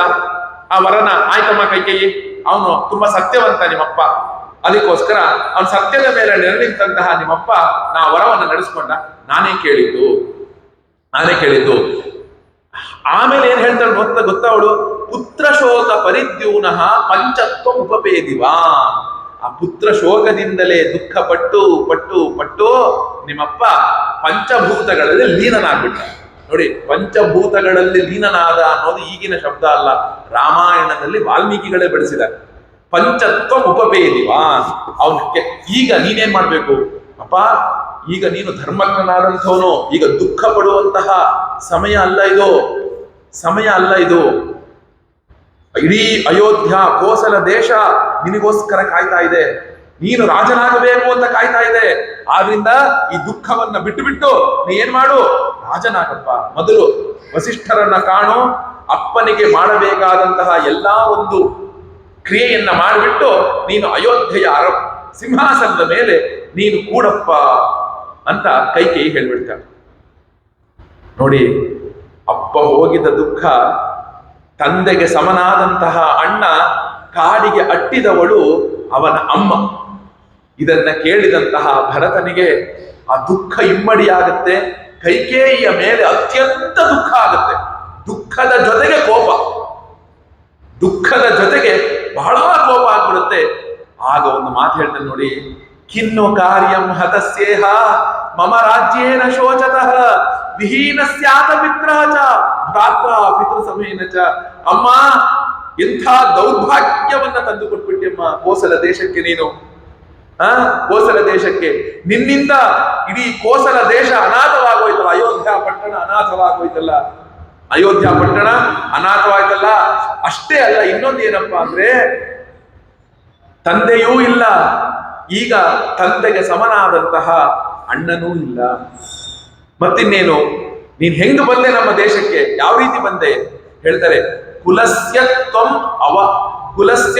ಅಭಾವಾಯ ಕಾಲರಾತ್ರೀವ ಆಗತ ಅಂಗಾರಭಗುಹ್ಯ ತ್ವಂ ಪಿತಾಮೇ ನಾಭವತ್ಸವಾನ್. ಈ ಉದಾಹರಣೆಯಿಂದ ತುಂಬಾ ಸಲ ಕೊಟ್ಟಿದ್ದಾರೆ. ಒಂದು ಕಾಳರಾತ್ರಿಯಂತೆ ನೀನು ಬಂದ್ಬಿಟ್ಟೆಲ್ಲಪ್ಪ. ಏನು ಎಂಥ ಕೆಲಸವನ್ನ ಮಾಡಿದೆ. ನನ್ನ ಅಣ್ಣ ಎಂಥವನು, ಧರ್ಮಜ್ಞನಾಗಿದ್ದ, ಗುರು ಹಿರಿಯರಲ್ಲಿ ಹೇಗೆ ನಡ್ಕೊಳ್ಬೇಕು ಅಂತ ಚೆನ್ನಾಗಿ ತಿಳ್ಕೊಂಡಿದ್ದ. ತನ್ನ ತಾಯಿಯಲ್ಲಿ ನಡೆದುಕೊಳ್ಳುವಂತೆ ನಿನ್ನಲ್ಲಿ ನಡ್ಕೊಳ್ತಾ ಇದ್ದಲ್ಲಮ್ಮ. ದಶರಥನು ಈ ಮಾತನ್ನು ಹೇಳ್ತಾನೆ, ತಾನು ಅಮ್ಮನಿಗಿಂತ ನಿನ್ನ ಹೆಚ್ಚು ಇಷ್ಟಪಡ್ತಾನೆ ಕಣೆ, ಅವರು ಯಾಕಮ್ಮ ಕಾಡಿ ಕಳಿಸ್ತಾ ಇದೀಯಾ ಅಂತ ಹೇಳ್ತಾನೆ. ಅದೇ ಮಾತನ್ನ ಭರತನು ಹೇಳ್ತಾನೆ ನೋಡಿ. ಹೀಗೆ ನನ್ನ ದೊಡ್ಡಮ್ಮ ಕೌಸಲ್ಯೆಯೂ ಕೂಡ ತುಂಬಾ ವಿಶಾಲ ದೃಷ್ಟಿ ಇಟ್ಕೊಂಡವಳು. ಅಂಥವಳು ನೀನ್ ಹೆಂಗಮ್ಮ ಕಾಡಿಗಟ್ಟದೆ ಅಪಾಪ ದರ್ಶನಂ ಶೂರಂ ಕೃತಾತ್ಮಾನಂ ಯಶಸ್ವಿನಂ. ರಾಮ ಅಂದ್ರೆ ಯಾರು ರಾಮ ಅಂದ್ರೆ? ಪಾಪ ಅಂದ್ರೆ ಏನು ಅನ್ನೋದೇ ಗೊತ್ತಿಲ್ಲದವನು, ಪಾಪಾಚರಣೆಯನ್ನ ಮಾಡದೇ ಇರುವವನಲ್ಲ ರಾಮಚಂದ್ರ. ಪಾಪ ಅಂದ್ರೆ ಏನು ಅಂತ ತಿಳಿದೇ ಇರುವವನು ರಾಮಚಂದ್ರ. ಅಂತಹ ರಾಮಚಂದ್ರ ನೀನು ಕಾಡಿಗಟ್ಬಿಟ್ಟಿಲ್ಲ. ಅಯ್ಯೋ, ಶ್ರೀರಾಮನ ವಿಷಯದಲ್ಲಿ ನಾನು ಯಾವ ಭಾವನೆಯನ್ನ ಇಟ್ಟುಕೊಂಡಿದ್ದೆ ಅನ್ನೋದನ್ನ ನೀನು ಗುರುತಿಸದೇ ಹೋದಿಯಲ್ಲಮ್ಮ. ನಿನ್ನ ಒಂದು ನಿನ್ನ ದುರಾಸೆಯಿಂದ ಏನಾಯ್ತು, ಇಡೀ ಅಯೋಧ್ಯ ಪಟ್ಟಣ ಅನಾಥವಾಯ್ತಲ್ಲ. ಆ ರಾಮನನ್ನ ಹೇಗೆ ನೀನು ಇದು ಕಳಿಸ್ದೆ? ನೀನು ಈ ಅಯೋಧ್ಯೆಯನ್ನು ವಹಿಸ್ಕೋ ಅಂತ ಹೇಳ್ತಾ ಇದೆಯಲ್ಲ, ದೊಡ್ಡ ವೃಷಭ ಎತ್ತುವಂತಹ ಭಾರವನ್ನ ಒಂದು ಕರು ಎಳೆಯಕ್ಕೆ ಸಾಧ್ಯವ? ಒಂದು ದೊಡ್ಡ ಎತ್ತು ಎಳೆಯುವಂತಹ ಒಂದು ಇದನ್ನ ಕರು ಎಳೆಯೋದಿಕ್ಕೆ ಸಾಧ್ಯವ? ಅಯ್ಯೋ ಖಂಡಿತ ಅಲ್ಲ. ಭರತ ಹೇಳ್ತಾನೆ, ಯಾವುದೋ ಒಂದು ಉಪಾಯದಿಂದಲೋ ಇನ್ನೊಂದ್ರಿಂದಲೋ ಹೇಗೋ ರಾಜ್ಯಭಾರವನ್ನ ನಾನು ಮಾಡಬಹುದು ಅಂತ ಅನ್ಕೊಳ್ಬಹುದು ನೀನು. ಆದರೆ ನೀನು ಇಂತಹ ದುಷ್ಟ ಕೆಲಸ ಮಾಡಿರೋದ್ರಿಂದಲೇ ನಾ ಅದನ್ನು ಮಾಡೋದಿಲ್ಲ. ಯದಿ ರಾಮಸ್ಯ ನಾಪೇಕ್ಷ ತ್ವಯಿಸ್ಯಾನ್ ಮಾತೃವತ್ಸದ. ರಾಮನು ನಿನ್ನನ್ನ ಇಷ್ಟಪಡದೇ ಇರುವವನಾಗಿದ್ರೆ, ರಾಮನು ನಿನ್ನನ್ನ ಇಷ್ಟಪಡುವುದರಿಂದ ನಾನು ಇದುವರೆಗೂ ನಿನ್ನನ್ನ ಇಲ್ಲಿ ಎದುರಿಗೆ ನಿಂತು ಮಾತಾಡ್ತಾ ಇದ್ದೇನೆ. ಇಲ್ಲ ನೀನು ಓಡಿಸ್ಬಿಡ್ತಿದ್ದೆ ಕಾಡಿಗೆ ನಾನು. ಯಾಕೆ? ಈಗ ನಾನು ರಾಜ, ನೀ ನನಗೆ ಹೇಳ್ತೀಯ ರಾಜನಾಗು ಅಂತ.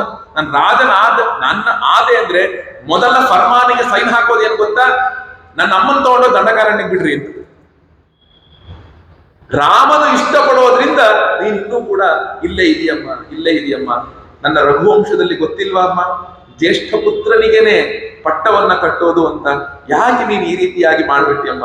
ಯಾಕೆ? ಪರಂಪರೆಯಿಂದ ಬಂದಂತಹ ಒಂದು ಸದಾಚಾರವನ್ನ ಕಾಪಾಡುವುದು ನಮ್ಮ ಮನೆತನದ ಒಂದು ಹೆಚ್ಚುಗಾರಿಕೆ ಇದೆಯಮ್ಮ. ಆದ್ರಿಂದ ಏನ್ ಮಾಡ್ತೀನಿ? ನಿವರ್ತಯಿಷ್ಯಾಮಿ ವನ ಭ್ರಾತರಂ ಸ್ವಜನ ಪ್ರಿಯಂ. ಎಂಥದ್ದು ಅಂದ್ರೆ, ನಾನು ಹೋಗ್ತೇನೆ ಕಾಡಿಗೆ, ನನ್ನ ಅಣ್ಣನನ್ನ ಕಾಡಿನ ತೆಗೆದುಕೊಂಡು ಬರ್ತೇನೆ. ನಾನು ಆ ಅಣ್ಣನಿಗೆ ದಾಸನಂತೆ ಇರ್ತೇನೆ, ಸೇವಕನಂತೆ ನಾನು ತಸ್ಯಾಹಂ ದೀಪ್ತ ದಾಸೋ ಭೂತೋ ಭವಿಷ್ಯಾಮಿ. ಆ ವಾಕ್ಯಗಳೆಲ್ಲ ತುಂಬಾ ಚೆನ್ನಾಗಿದೆ. ದಾಸನಂತೆ ನಾನು ಇರ್ತೇನೆ ಅಂತ ಹೇಳಿದಾಗ ಕೈಕೇಯಿ ಹೇಳ್ತಾಳೆ ಏನಂತ ಅಂದ್ರೆ, ಅಯ್ಯೋ ನೀನ್ ಇಂಥ ಮಾತನ್ನೆಲ್ಲ ಆಡ್ಬೇಡಪ್ಪ, ನಾನಿವೆಲ್ಲ ಮಾಡಿದ್ದು ನಿಂಗೋಸ್ಕರ ಅಪ್ಪ, ನೀನು ರಾಜ್ಯ ಸುಖವನ್ನ ಅನುಭವಿಸ್ಲಿ ಅಂತ ಅಪ್ಪ, ನಿನಗೋಸ್ಕರ ಮಾಡಿದ್ನಪ್ಪ ನಾನು. ನೀನ್ ಹೀಗ್ ಮಾಡಿದ್ರೆ ಹೇಗಪ್ಪ, ನೀನ್ ನನ್ನ ಮೇಲೆ ತಪ್ಪು ತಿಳ್ಕೊಂಡ್ರೆ ಹೇಗಪ್ಪ ಅಂತ ಹೇಳಿದಾಗ, ನಾನು ಏನ್ ಮಾಡ್ಲಪ್ಪ, ನೀನೇ ನನಗೆ ಇಷ್ಟೊಂದು ಬೈತಿದೆಯಲ್ಲ, ನಾನು ಏನ್ ಮಾಡ್ಲಿ, ಎಂಥದ್ದು ಮಾಡ್ಲಿ ಅಂದಾಗ ಕೈಕೇಯಿ ನರಕಂಗಚ್ಚ ಮಾಚ ಭಕ್ತು ಸಲೋಕತಾಂ. ಏನ್ ಮಾಡ್ಲಿ ಅಂತ ಕೇಳ್ತೀಯ ನನ್ನ ಕಣ್ಣೆದ್ರಿಗೆ? ಕೈಕೇಯಿ ನರಕಂಗಚ್ಚ, ನರಕಕ್ಕೆ ಹೋಗ್ಬೇಡು ಅಂತ. ಅಪ್ಪನಿಗೆ ಸಿಗದೇ ಇರುವಂತಹ ಉತ್ತಮ ಲೋಕ ಅಪ್ಪನಿಗೆ ಅದು ಸಿಕ್ತು, ಅದು ನಿನಗೆ ಸಿಗದೇ ಇರ್ಲಿ. ಭರತ ಹೇಳ್ತಾನೆ, ಮಾತೃ ರೂಪೇ ಮಮ ಅಮಿತ್ರೆ. ಇಡೀ ಪ್ರಪಂಚ ನನ್ನ ಮೇಲೆ ತಪ್ಪು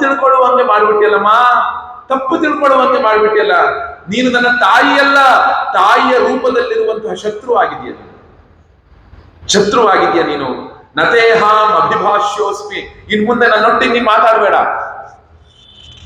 ನಿನ್ನ ಜೊತೆಗೆ ಇದೇ ಕೊನೆಯ ಮಾತು, ನಾನು ಮಾತಾಡಬೇಡ ಅಂತ ಹೇಳಿಬಿಟ್ಟು ನೋಡಿ.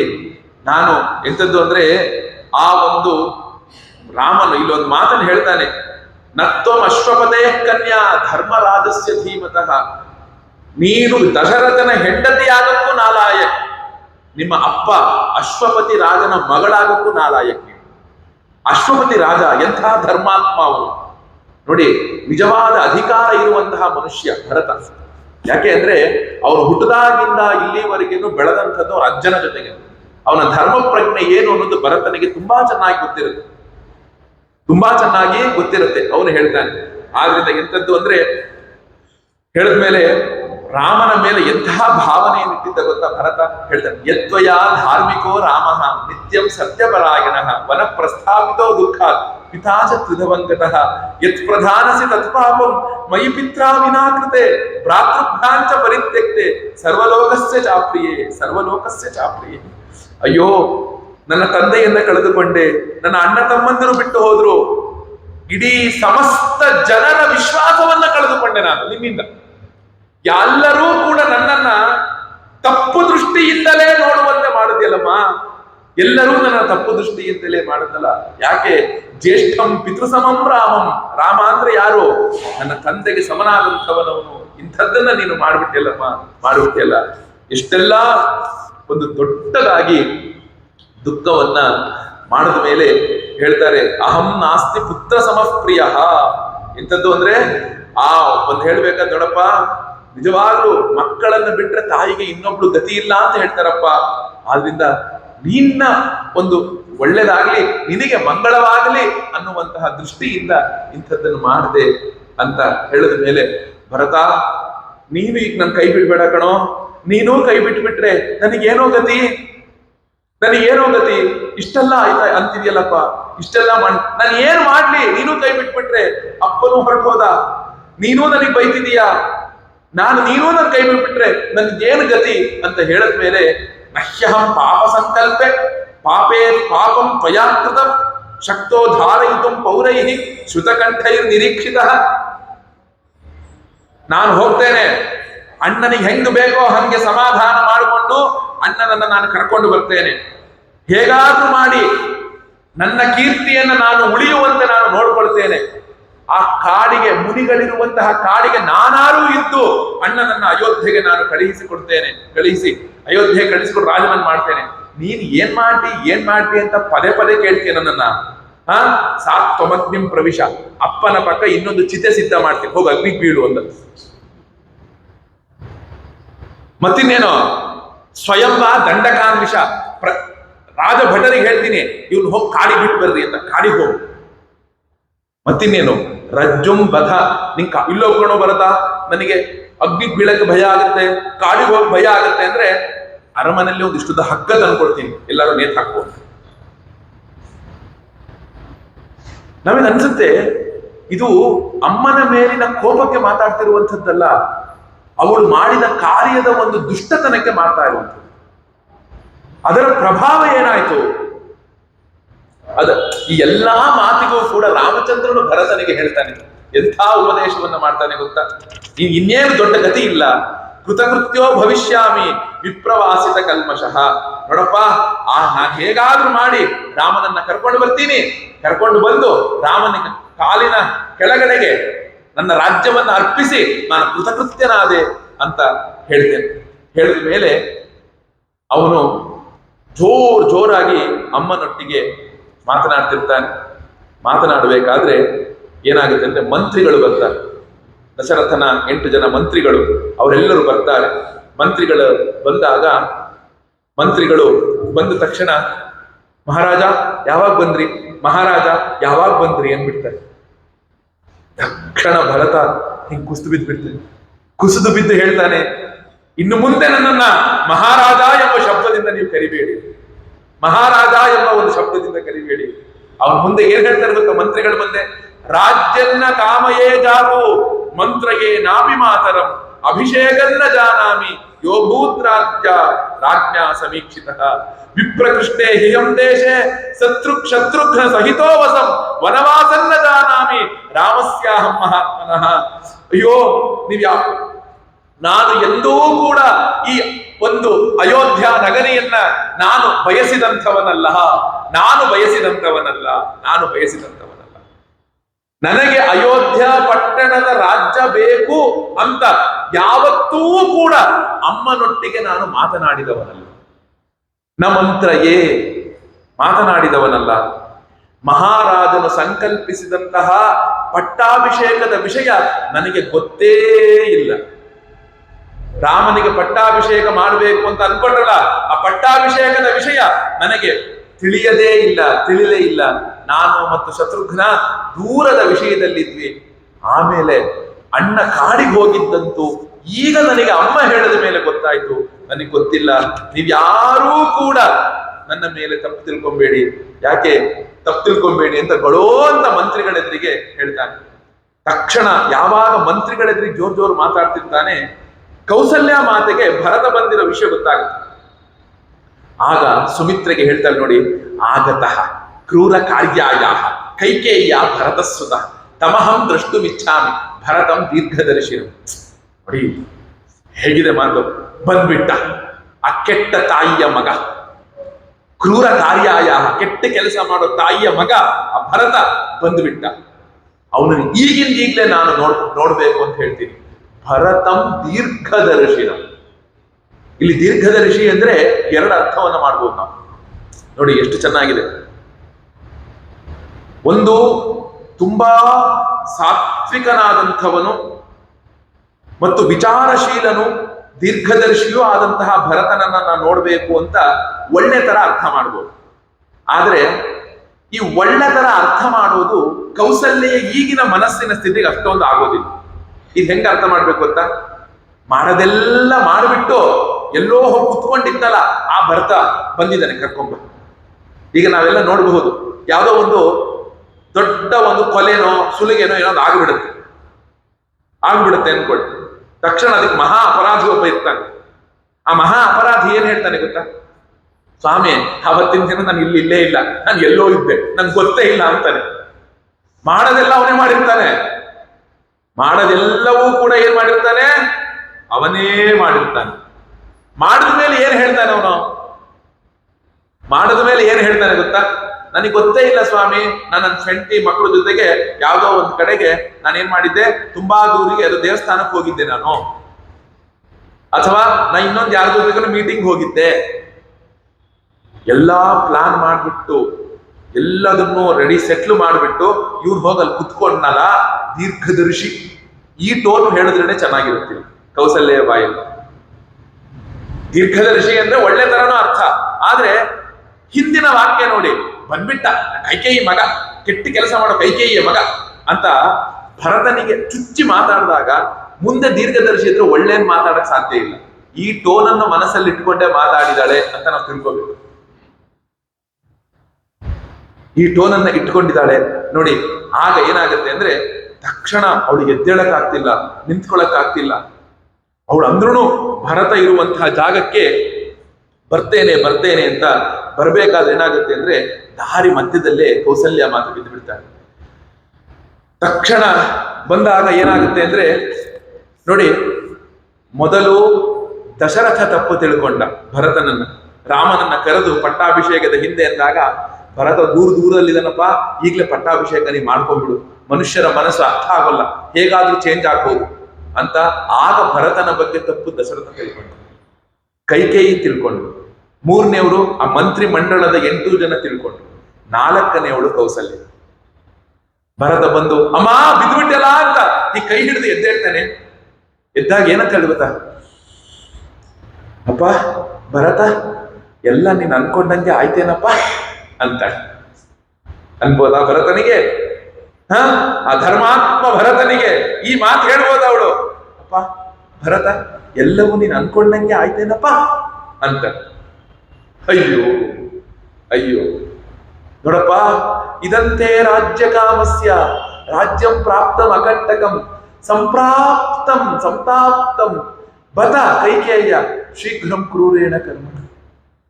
ಅಪ್ಪ, ಇಡೀ ಕೌಸಲ ದೇಶ ಅಕಂಟಕಂ, ಯಾರೇ ಒಬ್ರು ಈ ಕೌಸಲ ದೇಶಕ್ಕೆ ಆಸೆ ಪಡದೇ ಇರುವಂಥವರು ಎಲ್ಲೋ ಇದ್ದಾರೆ, ಅವರೊಟ್ಟಿಗೆ ನೀನ್ ಏನ್ ಮಾಡು, ದೂರ ಹೋಗಾಯ್ತಪ್ಪ. ಈಗ ಯಾರೂ ನಿನಗೆ ಇದನ್ ಮಾಡೋರು ಇಲ್ವೇ ಇಲ್ಲ, ಯಾರು ಇದಕ್ಕೆ ಏನ್ ಮಾಡಿ ಚುಚ್ಚಿ ಹೇಳೋರಾಗ್ಲಿ ಮಾಡೋರಾಗ್ಲಿ ಯಾರು ಇಲ್ವೇ ಇಲ್ಲ. ಆದ್ರಿಂದ ಅಕಂಟಕವಾಗಿ ನಿನಗೆ ಈ ಕೌಸಲ್ಯ ದೇಶ ಸಿಕ್ಬಿಡ್ತಲ್ಲಪ್ಪ. ಆದ್ರಿಂದ ಏನ್ ಮಾಡು, ನಿನ್ ಕೌಸಲ್ಯ ದೇಶವನ್ನು ಪಡ್ಕೊಂಡಿದ್ರು ಪರವಾಗಿರ್ಲಿಲ್ಲಪ್ಪ, ಅಂಥ ರಾಮಚಂದ್ರನಲ್ಲಿ ನೀನ್ ಏನು ಕೆಟ್ಟ ಗುಣ ಕಂಡ್ಯಪ್ಪ, ಅವನನ್ನು ಏನಕ್ಕೆ ನಾರು ಬಟ್ಟೆ ಉಡಿಸ್ದೆ, ಅವನಿಗೆ ಯಾಕೆ ಕಾಡಿಗೆ ಕಳಿಸ್ದೆ ಅಂತೆಲ್ಲ ಹೇಳಿದಾಗ ಭರತ ಮತ್ತೆ ಬಿದ್ದು ಹೋಗ್ತಾನೆ. ಅಯ್ಯೋ ಅಮ್ಮ, ಆಡಿ ಬೆಳೆಸಿದಂಥವಳು ನೀನು ನನ್ನ ತಪ್ಪು ತಿಳ್ಕೊಂಡ್ಯ. ಅಮ್ಮನ ತೊಡೆಯ ಮೇಲಿನಗಿಂತಲೂ ನಿನ್ನ ತೊಡೆಯ ಮೇಲೆ ಹೆಚ್ಚು ಆಡಿದವನು ನಾನು, ನಿನ್ನ ಕೈ ತುತ್ತು ತಿಂದವನು ನಾನು, ನೀನೂ ತಪ್ಪು ತಿಳ್ಕೊಳ್ತಿದೀಯ ಅಮ್ಮ. ಈಗ ಭರತನು ಒಂದಷ್ಟು ಶಪಥವನ್ನ ಮಾಡ್ತಾನೆ. ಎಂತಹ ಒಂದು ಶಪಥವನ್ನ ಮಾಡ್ತಾನೆ ಅಂದ್ರೆ, ಅವಳು ಹೇಳ್ತಾಳೆ ಏನು ಅಂದ್ರೆ, ಅಪ್ಪ ಅಗ್ನಿಹೋತ್ರಂ ಪುರಸ್ಕೃತ್ಯ ಪ್ರಸ್ಥಾಸ್ಯ ಯತ್ರ ರಾಘವ. ನಾನು ದಶರಥನ ಅಗ್ನಿಯನ್ನ ತಗೊಂಡು ನಾನು ಹೊರಡ್ತೀನಪ್ಪ. ಯಾಕಂದ್ರೆ ಅವಳು ಪಟ್ಟ ಮಹಿಷಿ, ಯಾರು ಕೌಸಲ್ಯ ಮಾತು. ಯಾವತ್ತು ಅಗ್ನಿಹೋತ್ರ ಅನ್ನೋದು ಗಂಡನ ಕೈಯಲ್ಲಿರೋದಲ್ಲ, ಹೆಂಡತಿ ಕೈಯಲ್ಲಿರುತ್ತೆ. ಅದಕ್ಕೆ ಗಾರ್ಹಪತ್ಯಾಗ್ನಿ, ಮದುವೆ ಮಾಡಿಕೊಡ್ಬೇಕಾದ್ರೆ ಅವಳನ್ನ ಏನು ಸಾಮಾನ್ಯ ಕೊಡಲ್ಲ. ನೀವೆಲ್ಲ ಅಗ್ನಿ ಸ್ವರೂಪರಾಗಿ ನಮ್ಮ ಹತ್ರ ಬರ್ತೀರಾ, ಅದಕ್ಕೆ ಆಗಾಗ ಸುಡ್ತಾ ಇರ್ತೀರಾ ನೀವು. ನೀವೆಲ್ಲ ಹೇಗ್ ಬರ್ತೀರಾ? ನೀವು ಅಗ್ನಿ ಸ್ವರೂಪರಾಗಿ ಬರ್ತೀರಾ ನೀವು. ಅದಕ್ಕೆ ಅವಾಗ ನಾನು ಅಗ್ನಿ ಅನ್ನೋ ನಮ್ಗೆ ಗೊತ್ತಾಗಬೇಕಲ್ಲ, ಹಾಗೆ ಅವಾಗ ಚುರುಕ್ ಅಂತ ಮುಟ್ಟಿಸ್ತಾ ಇರ್ತೀವಿ. ಅದಕ್ಕೆ ಎಂತದ್ದು, ಅಗ್ನಿ ಸ್ವರೂಪರಾಗಿ ನಾನು ಅಗ್ನಿಹೋತ್ರವನ್ನು ತಗೊಂಡು ಆ ಅಗ್ನಿಹೋತ್ರವನ್ನು ತಗೊಂಡು ಏನ್ ಮಾಡ್ತೀನಿ, ನಾನು ಹೊರಟು ಬಿಡ್ತೇನೆ ಅಂತ ಹೇಳ್ತಾನೆ. ಆಗ ರಾಮ ಇರೋ ಕಡೆಗೆ ಹೋಗ್ತೀನಿ ಎಂದಾಗ ಭರತ ನೋಡಿ ಒಂದು ಮಾತನ್ನ ಹೇಳ್ತಾನೆ. ಇಲ್ಲಿಂದ ಸುಮಾರು ಒಂದಷ್ಟು ಇಡೀ ಅಧ್ಯಾಯ ಮುಗಿಯುವವರೆಗೂ ಕೂಡ ಭರತನು ಶಪಥವನ್ನು ಮಾಡ್ತಾನೆ. ಅಮ್ಮ, ಅವನು ಇನ್ನೊಂದು ಹೇಳ್ಬಿಡ್ತಾಳೆ, ನೀನೇ ನನ್ನನ್ನು ಕರ್ಕೊಂಡು ಹೋಗಪ್ಪ, ರಾಮನ ಹತ್ರ ನನ್ನನ್ನು ಬಿಟ್ಟು ಇಡೀ ವಿಶಾಲವಾದ ರಾಜ್ಯವನ್ನ ನೀನು ಆನಂದವಾಗಿ ಆಳ್ಕೊಂಡಿರಪ್ಪ ಅಂತ ಹೇಳಿದಾಗ ಅವಳ ಮಾತು ನೋಡಿ ಹೆಂಗ್ ಹೇಳ್ತಾನೆ, ಆರ್ಯೇ ಕಸ್ಮಾದ್ ಅಜಾನಂತಂ ಗರ್ಹಸೆ ಮಾಂ ಅಕಿಲ್ಬಿಷಂ ವಿಪುಲಾಂಚ ಮಮ ಪ್ರೀತಿಂ ಸ್ಥಿರಂ ಜಾನಾಸಿ ರಾಘವ. ಆರ್ಯೇ, ನೀನು ನನ್ನ ತಪ್ಪು ತಿಳ್ಕೊಂತ ಇದೀಯಾ. ನನ್ನ ಹೃದಯ ಏನು ಅಂತ ನಿನಗೆ ತಿಳಿದಿಲ್ಲ ಅಮ್ಮ. ನನ್ನ ಅಮ್ಮ ಹೆತ್ತಮ್ಮ ಕೈಕೇಯಿಗೆ ಗೊತ್ತಾಗ್ಲಿಲ್ಲ ಅಂದ್ರೆ ಸಾಕಿದ ಅಮ್ಮ ನೀನು ನಿನಗೂ ಗೊತ್ತಾಗಿಲ್ಲ ಅಲ್ವಾ. ನಾನು ರಾಮನ ಮೇಲೆ ಯಾವ ಭಾವವನ್ನಿಟ್ಟಿದ್ದೆ ಅಂತ ನೀನು ಅರಿಯದೇ ಹೋದ್ಯಮ್ಮ. ಅಮ್ಮ, ನನಗೇನಾದ್ರೂ ರಾಮನಿಗೆ ನನ್ನ ಹೃದಯದಲ್ಲೇನಾದ್ರೂ ರಾಮನು ಕಾಡಿಗೆ ಹೋಗಬೇಕು ಎಂಬ ಇಚ್ಛೆ ಇತ್ತು, ನನಗೆ ರಾಜ್ಯ ಬೇಕು ಎಂಬ ಆಸೆ ನಾನೇನಾದ್ರು ಇಟ್ಟುಕೊಂಡಿದ್ದೆ ಅಂದ್ರೆ, ವನವಾಸಕ್ಕೆ ಹೋಗುವುದನ್ನು ಒಪ್ಪುವಂಥವನಾಗಿದ್ದೆ ಅಂದ್ರೆ, ನೋಡಪ್ಪ, ಮಲಗಿದ ಹಸುವಿಗೆ ಯಾರು ಕಾಲಿಂದ ಒದಿತಾರೋ ಅವನೆಂಥ ನರಕಕ್ಕೆ ಹೋಗ್ತಾನೋ ಅಂತಹ ನರಕಕ್ಕೆ ನಾನು ಹೋಗಿ ಬೀಳಲಿ, ಅಂತಹ ಪಾಪ ನನಗೆ ಬರಲಿ. ಕೆಲಸ ಮಾಡಿಸಿಕೊಂಡಂತಹ ಒಬ್ಬ ಸೇವಕನಿಂದ ಹಣ ಕೊಡದೆ ಅವನನ್ನು ಕಳಿಸಿಬಿಟ್ರೆ ಎಂಥ ಪಾಪ ಉಂಟಾಗುತ್ತೋ ಅಂಥ ಪಾಪಿಷ್ಠನು ನಾನಾಗಿ ನರಕಕ್ಕೆ ಬೀಳುವಂತವರಾಗಲಿ. ದೊಡ್ಡ ಯಜ್ಞವನ್ನ, ಧರ್ಮವನ್ನ ಎಲ್ಲವನ್ನೂ ಕೂಡ ಮಾಡಿಸಿಕೊಂಡು ಕೊನೆಗೆ ದಕ್ಷಿಣೆ ಕೊಡುವ ಸಂದರ್ಭದಲ್ಲಿ ಅವನು ಓಡಿ ಹೋದ್ರೆ ಆ ಮಹಾಪಾಪಿಗೆ ಯಾವ ನರಕವಾಗುತ್ತೋ ಅಂತಹ ನರಕವು ನನಗೆ ಬರಲಿ ಅಂತ ಹೇಳಿ ಒಂದು 50 ರಿಂದ 70 ಪಾಪವನ್ನ ಪಟ್ಟಿ ಮಾಡ್ತಾನೆ. ಇದು ಕೇವಲ ಪಾಪ ಅಲ್ಲ, ಇದು ಧರ್ಮಸೂತ್ರ. ಇದು ಯಾರು ಸೂರ್ಯನಿಗೆ ಅಭಿಮುಖವಾಗಿ ನಿಂತು ಮಲಮೂತ್ರಗಳ ವಿಸರ್ಜನೆ ಮಾಡ್ತಾರೋ ಅಂಥವರು ಯಾವ ಕೆಟ್ಟ ಲೋಕಕ್ಕೆ ಹೋಗ್ತಾರೋ ಆ ಲೋಕ ನನಗೆ ಸಿಗಲಿ ಅಂತ ಹೇಳ್ತಾನೆ. ಅಂದ್ರೆ ಇವೆಲ್ಲ ಅರ್ಥ ಏನಂದ್ರೆ ನಾವು ಮಾಡಬಾರದು ಅಂತ ಅರ್ಥ. ನಾವು ಮಾಡುವುದು ದೊಡ್ಡ ಧರ್ಮಸೂತ್ರ ಇದು. ಅವೆಲ್ಲವನ್ನೂ ಕೂಡ ದೊಡ್ಡದಾಗಿ ಹೇಳಿದ ಮೇಲೆ ಭರತನೇ ಕೆಳಗಡೆ ಬಿದ್ದು ಬಿಡಿದ ಮೇಲೆ ಕೌಸಲ್ಯ ಮಾತೆ ಹೇಳ್ತಾಳೆ, ಮಮ ದುಃಖಮಿದಂ ಪುತ್ರ ಭೂಯಃ ಸಮಪಚಾಯತೆ ಶಪಥೈಹಿ ಶಪಮಾನೋಹಿ ಪ್ರಾಣಾನ್ ಉಪರುಣತ್ಸಿಮೆ.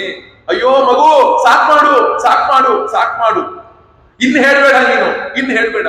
ನಾನು ಖಂಡಿತ ತಪ್ಪು ತಿಳ್ಕೊಂಡೆ, ನನ್ನ ಹೃದಯಕ್ಕೆ ಅನ್ನಿಸ್ಬಿಡ್ತಪ್ಪ, ಅದನ್ನ ಹೇಳಿದೆ ಅಷ್ಟೇ. ಒಬ್ಬ ಮಗನನ್ನ ದೂರ ಕಳಿಸೆ ಬಹಳ ದುಃಖ ಪಡ್ತಿದ್ದೀನಿ, ನೀನು ಇಂತಹ ಮಾತನ್ನ ಹೇಳ್ಬೇಡಪ್ಪ ಅಂತ ಇತ್ಯುಕ್ತ ಚಾಂತಮಾನೀಯ ಭರತಂ ಭ್ರಾತೃವತ್ಸಲಂ. ನೋಡಿ, ಭರತನನ್ನ ಏಳಿಸಿ ಮತ್ತೆ ಕೌಸಲ್ಯ ಮಾತ್ರ ತೊಡೆ ಮೇಲೆ ಕೂಡಿಸ್ಕೊಂಡು ಅವಳು ಜೋರಾಗಿ ಇಬ್ರೂ ಕೂಡ ಒಟ್ಟಿಗೆ ಅಳುತ್ತಾರೆ, ಕೌಸಲ್ಯನ್ನ ಇದು ಮಾಡ್ತಾರೆ. ಆಮೇಲೆ ಏನಾಯ್ತು ಅಂದ್ರೆ ದಶರಥನು ಆ ಒಂದು ಭರತನು ದಶರಥನ ಔರ್ಧ್ವದೇಹಿಕ ಕ್ರಿಯೆಯನ್ನ ಎಲ್ಲವನ್ನೂ ಕೂಡ ಮಾಡ್ತಾನೆ. ಇಲ್ಲಿ ಅಪ್ಪನೇ ಕೆಲವೊಂದು ಮಾತನ್ನು ಹೇಳ್ತಾನೆ. ಅಪ್ಪನನ್ನು ನೆನಪಿಸ್ಕೊಂಡು, ನನ್ನ ದೂರದ ದೇಶಕ್ಕೆ ಕಳಿಸಿ ಎಂಥ ಕೆಲಸವನ್ನ ಮಾಡ್ಬಿಟ್ಟೆ ಅಪ್ಪ, ನೀನು ಎಂಥ ಕೆಲಸವನ್ನ ಮಾಡ್ಬಿಟ್ಟೆ. ಆ ಮಹಾವೀರರಾದಂತಹ ರಾಮಲಕ್ಷ್ಮಣರನ್ನ ಕಾಡಿಗೆ ಕಳಿಸ್ಬಿಟ್ಟೆಲ್ಲ. ಒಂದು ಚೂರು ನನಗೆ ವಿಷಯ ಗೊತ್ತಿದ್ರೂ ಕೂಡ ಇಂತಹ ಘೋರ ಅನರ್ಥ ಆಗೋದಿಕ್ಕೆ ಬಿಡ್ತಿರ್ಲಿಲ್ವಲ್ಲ ಅಂತ ಹೇಳಿದ ಮೇಲೆ ಬಹಳ ದುಃಖಪಟ್ಟು ದಶರಥನ ಔಪದೇಹಿಕ ಕ್ರಿಯೆಯನ್ನು ಮಾಡ್ತಾನೆ. ಕ್ರಿಯೆಯನ್ನು ಮಾಡಿದ ಮೇಲೆ ಏನೇನು ಸಂಸ್ಕಾರಗಳನ್ನು ಮಾಡಬೇಕು ಅವೆಲ್ಲವನ್ನು ಮಾಡಿ ಎಂತೆಂತಹ ಒಂದು ದಾನವನ್ನ ಮಾಡಬೇಕು ಆ ಎಲ್ಲವೂ ಕೂಡ ಮಾಡ್ತಾನೆ. ನಂತರ ಗೊತ್ತಾಗುತ್ತೆ, ಮಂಥರೆಯ ಒಂದು ಉಪದೇಶದಿಂದ ಕೈಕೇಯಿಯ ಹೃದಯ ಏನಾಯ್ತು, ಹಾಳಾಯ್ತು ಅನ್ನುವಂಥದ್ದು ಗೊತ್ತಾಗುತ್ತೆ. ಹಾಗೆ ಗೊತ್ತಾದಾಗ ತಕ್ಷಣ ಅವನು ಬರ್ತಾನೆ. ಆ ಮಂಥರೆಯ ಒಂದು ಉಪದೇಶದಿಂದ ತಿಳಿದಾಯ್ತು ಅಂತ ಹೇಳಿದಾಗ ಶತ್ರುಘ್ನನು ಎಲ್ಲಾ ರೀತಿಯಿಂದ ಹೇಳ್ತಾನೆ. ಆಗ ಶತ್ರುಘ್ನನು ಇವಳನ್ನ ಯಾರನ್ನ ಮಂಥರೆಯನ್ನ ದರ ದರ ದರ ದರ ಅವನು ಎಳ್ಕೊಂಡು ಬರ್ತಾನೆ. ಎಳ್ಕೊಂಡು ಬಂದಾಗ ಅವನು ಹೇಳ್ತಾನೆ, ನೋಡಿ, ಅವಧ್ಯಾಹ ಸರ್ವಭೂತಾನ ಪ್ರಮಾದಾಹ ಕ್ಷಮ್ಯತಾಮಿತಿ ಹನ್ಯ ಮಹಮಿಮಾಂ ಪಾಪಾಂ ಕೈಕೇಯಿ ದುಷ್ಟದಾರಿಣಿ ಯದಿಮಾಂ ಧಾರ್ಮಿಕೋ ರಾಮೋ ನಾಸೂಯೇನ ಆತ್ಮಘಾತಾಂ ಇಯಮಪಿ ಹತಾಂ ಕುಬ್ಜಾಂ ಯದಿ ಜಾನಾತಿ ರಾಘವ ತ್ವಂಚ ಮಾಂ ಜಹಿ ಧರ್ಮಾತ್ಮ ನಾಭಿಭಾಷಸ್ಯತೆ ಧ್ರುವಂ. ಅಪ್ಪ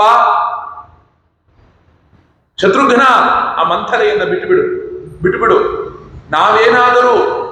ನಾವೇನಾದರೂ ಒಬ್ಬಳು ಹೆಣ್ಣಿನ ಮೇಲೆ ಕೈ ಎತ್ತಿದ್ವಿ ಅಂತ ರಾಮಚಂದ್ರನಿಗೆ ಗೊತ್ತಾಯ್ತು ಅಂದ್ರೆ ಅವ್ನು ಬಹಳ ದುಃಖ ಪಡ್ತಾನಪ್ಪ. ಅಷ್ಟೇ ಅಲ್ಲ, ನಮ್ಮಿಬ್ರ ಜೊತೆ ಅವ್ನು ಮಾತಾಡೋದಿಲ್ಲ. ನಾಭಿಭಾಷತೆ ರಾಮ. ಒಂದು ಸ್ತ್ರೀ ಮೇಲೆ ಕೈ ಎತ್ವಿ ಅನ್ನೋದು ರಾಮನಿಗೆ ಗೊತ್ತಾಯ್ತು ಅಂದ್ರೆ ನೋಡಿ, ಮಂಥರ ಎದುರಿಗಿದ್ರೆ ಅವಳು ಇಂತಹ ದುಷ್ಟಚಾರಿಣಿ ಅಂತ ತಿಳಿದಿದ್ರು ಕೂಡ ಭರತ ಹೇಳುವ ಮಾತು ರಾಮ ಬೇಜಾರು ಮಾಡ್ಕೊಳ್ತಾನೆ ಅಂತ ಇವಳು ಬಿಡಪ್ಪ ಅಂತ. ರಾಮ ಬೇಜಾರು ಮಾಡ್ಕೊಳ್ತಾನೆ ಅನ್ನೋದು ಬಿಡಪ್ಪ ಅಂತ ಹೇಳಿದ ಮೇಲೆ ತಕ್ಷಣ ಏನಾಗುತ್ತೆ ಅಂದ್ರೆ ಆ ಮಂಥರೆಯನ್ನು ಕಳಿಸ್ಕೊಡ್ತಾರೆ. ಎಲ್ಲ ಸಚಿವರು ಕೂಡ ಬಂದು ಹೇಳ್ತಾರೆ, ತ್ವಮದ್ಯ ಭವನೋ ರಾಜಪುತ್ರ ಮಹಾಯಶಃ ಸಂಗತ್ಯ ನೋಪರಾಧನೋತಿ ರಾಜ್ಯಮೇತದನಾಯಕಂ. ಅಪ್ಪ, ಇಡೀ ರಾಜ್ಯ ಅನಾಯಕವಾಗಿಬಿಟ್ಟಿದೆ, ನೀನು ರಾಜನಾಗಬೇಕು ಅಂತ ಮತ್ತೆ ಸಚಿವರೆಲ್ಲರೂ ಕೂಡ ಪ್ರಾರ್ಥನೆಯನ್ನ ಮಾಡಿದಾಗ ಭರತ ಹೇಳ್ತಾನೆ, ನೀವೆಲ್ಲರೂ ಕೂಡ ನಮ್ಮಪ್ಪನ ಕಾಲದಲ್ಲಿ ಇದ್ದಂತಹ ಸಚಿವರುಗಳು ನೀವು ಬಂದು ಇಂತಹ ಉಪದೇಶವನ್ನ ನನಗೆ ನೀವು ಮಾಡಬಹುದಾ?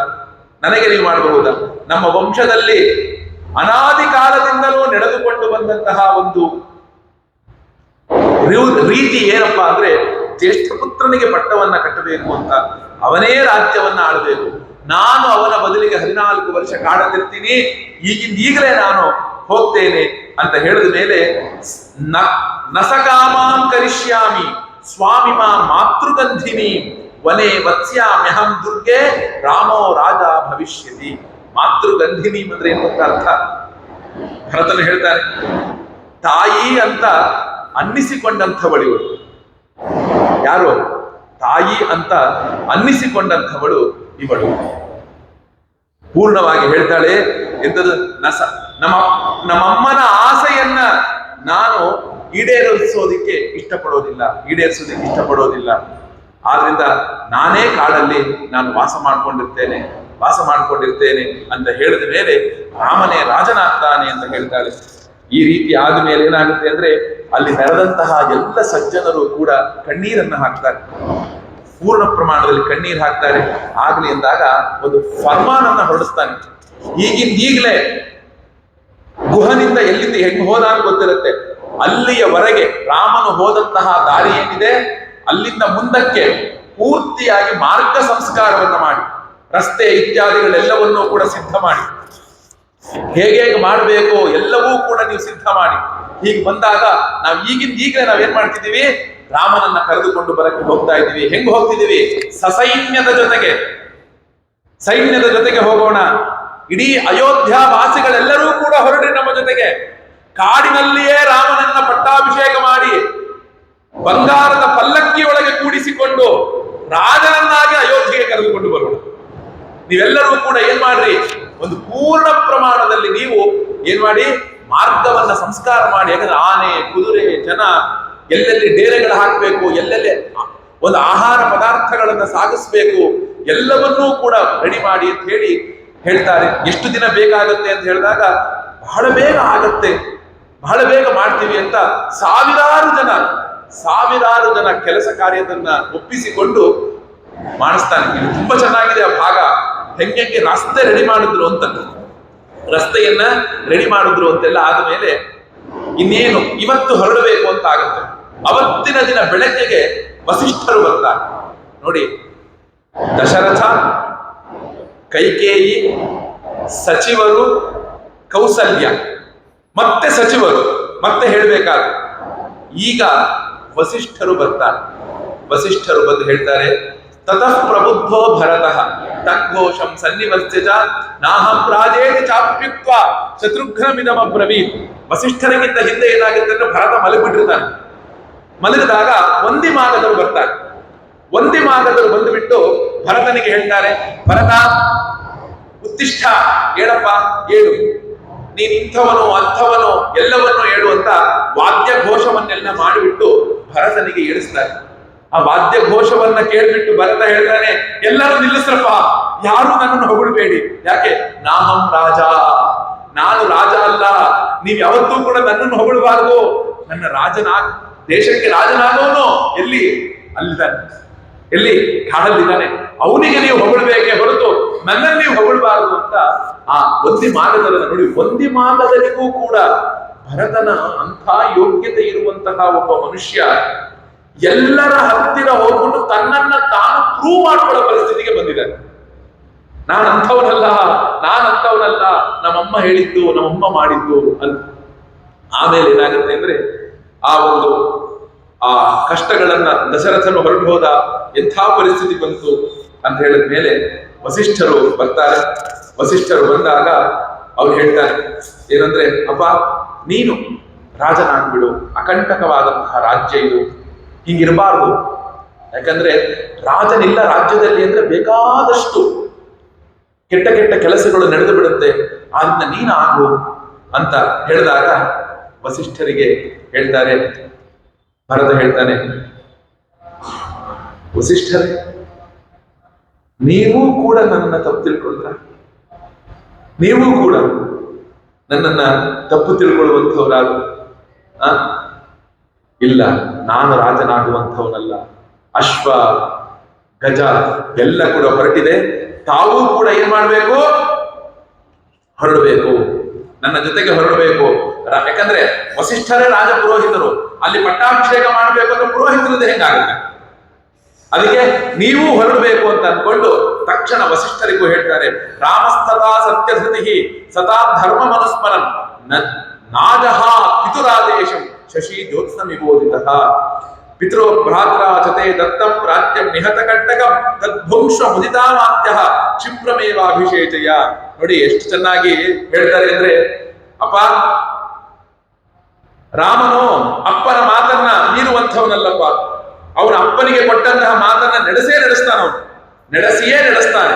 ಆದ್ರಿಂದ ಹೇಗೆ ಚಂದ್ರನಿಂದ ಚಂದ್ರಕಾಂತಿ ಬೇರೆ ಆಗೋದಿಕ್ಕೆ ಸಾಧ್ಯ ಇಲ್ವೋ, ರಾಮನಿಂದ ಸತ್ಯ ಅನ್ನೋದು ಬೇರೆ ಆಗೋದಿಕ್ಕೆ ಸಾಧ್ಯ ಇಲ್ಲ.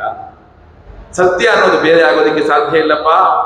ಆದ್ರಿಂದ ಜ್ಯೋತ್ಸ್ನ ಅಂತ ಹೇಳ್ತಾರೆ ಸಂಸ್ಕೃತದಲ್ಲಿ, ಆ ಚಂದ್ರ ಕಿರಣಕ್ಕೆ, ಬೆಳದಿಂಗಳಿಗೆ. ಆ ರೀತಿಯಾಗಿ ಎಂತದ್ದು ಅಂದ್ರೆ, ಅವನು ನೀನು ಈಗೇನ್ ಮಾಡು ಅಂದ್ರೆ ರಾಜ್ಯವನ್ನ ಅನುಭವಿಸು ಅಂತ ಹೇಳಿದಾಗ ವಸಿಷ್ಠರಿಗೆ ಅವನು ಬಹಳ ದುಃಖವಾಗ್ಬಿಡುತ್ತೆ. ಅವನಿಗೆ ಬಹಳ ದುಃಖ ಆಗ್ಬಿಡುತ್ತೆ.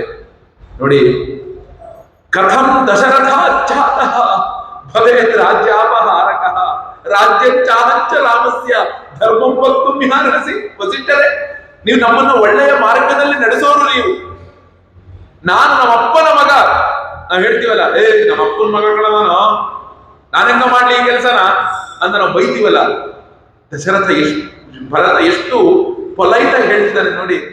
ಕಥಂ ದಶರಥ ಜಾತಃ, ಈ ದಶರಥನಿಂದ ಹುಟ್ಟಿದಂತಹ ನಾನು ಭವೇ ರಾಜ್ಯಾಪಹಾರಕ, ಈ ರಾಜ್ಯವನ್ನ ಬೇರೆಯವರು ಯಾರಿಗೋ ಸೇರಿದ್ದು ನಾನು ಹೆಂಗ ಅಪಹರಣ ಮಾಡ್ಲಿ ವಸಿಷ್ಠರೇ?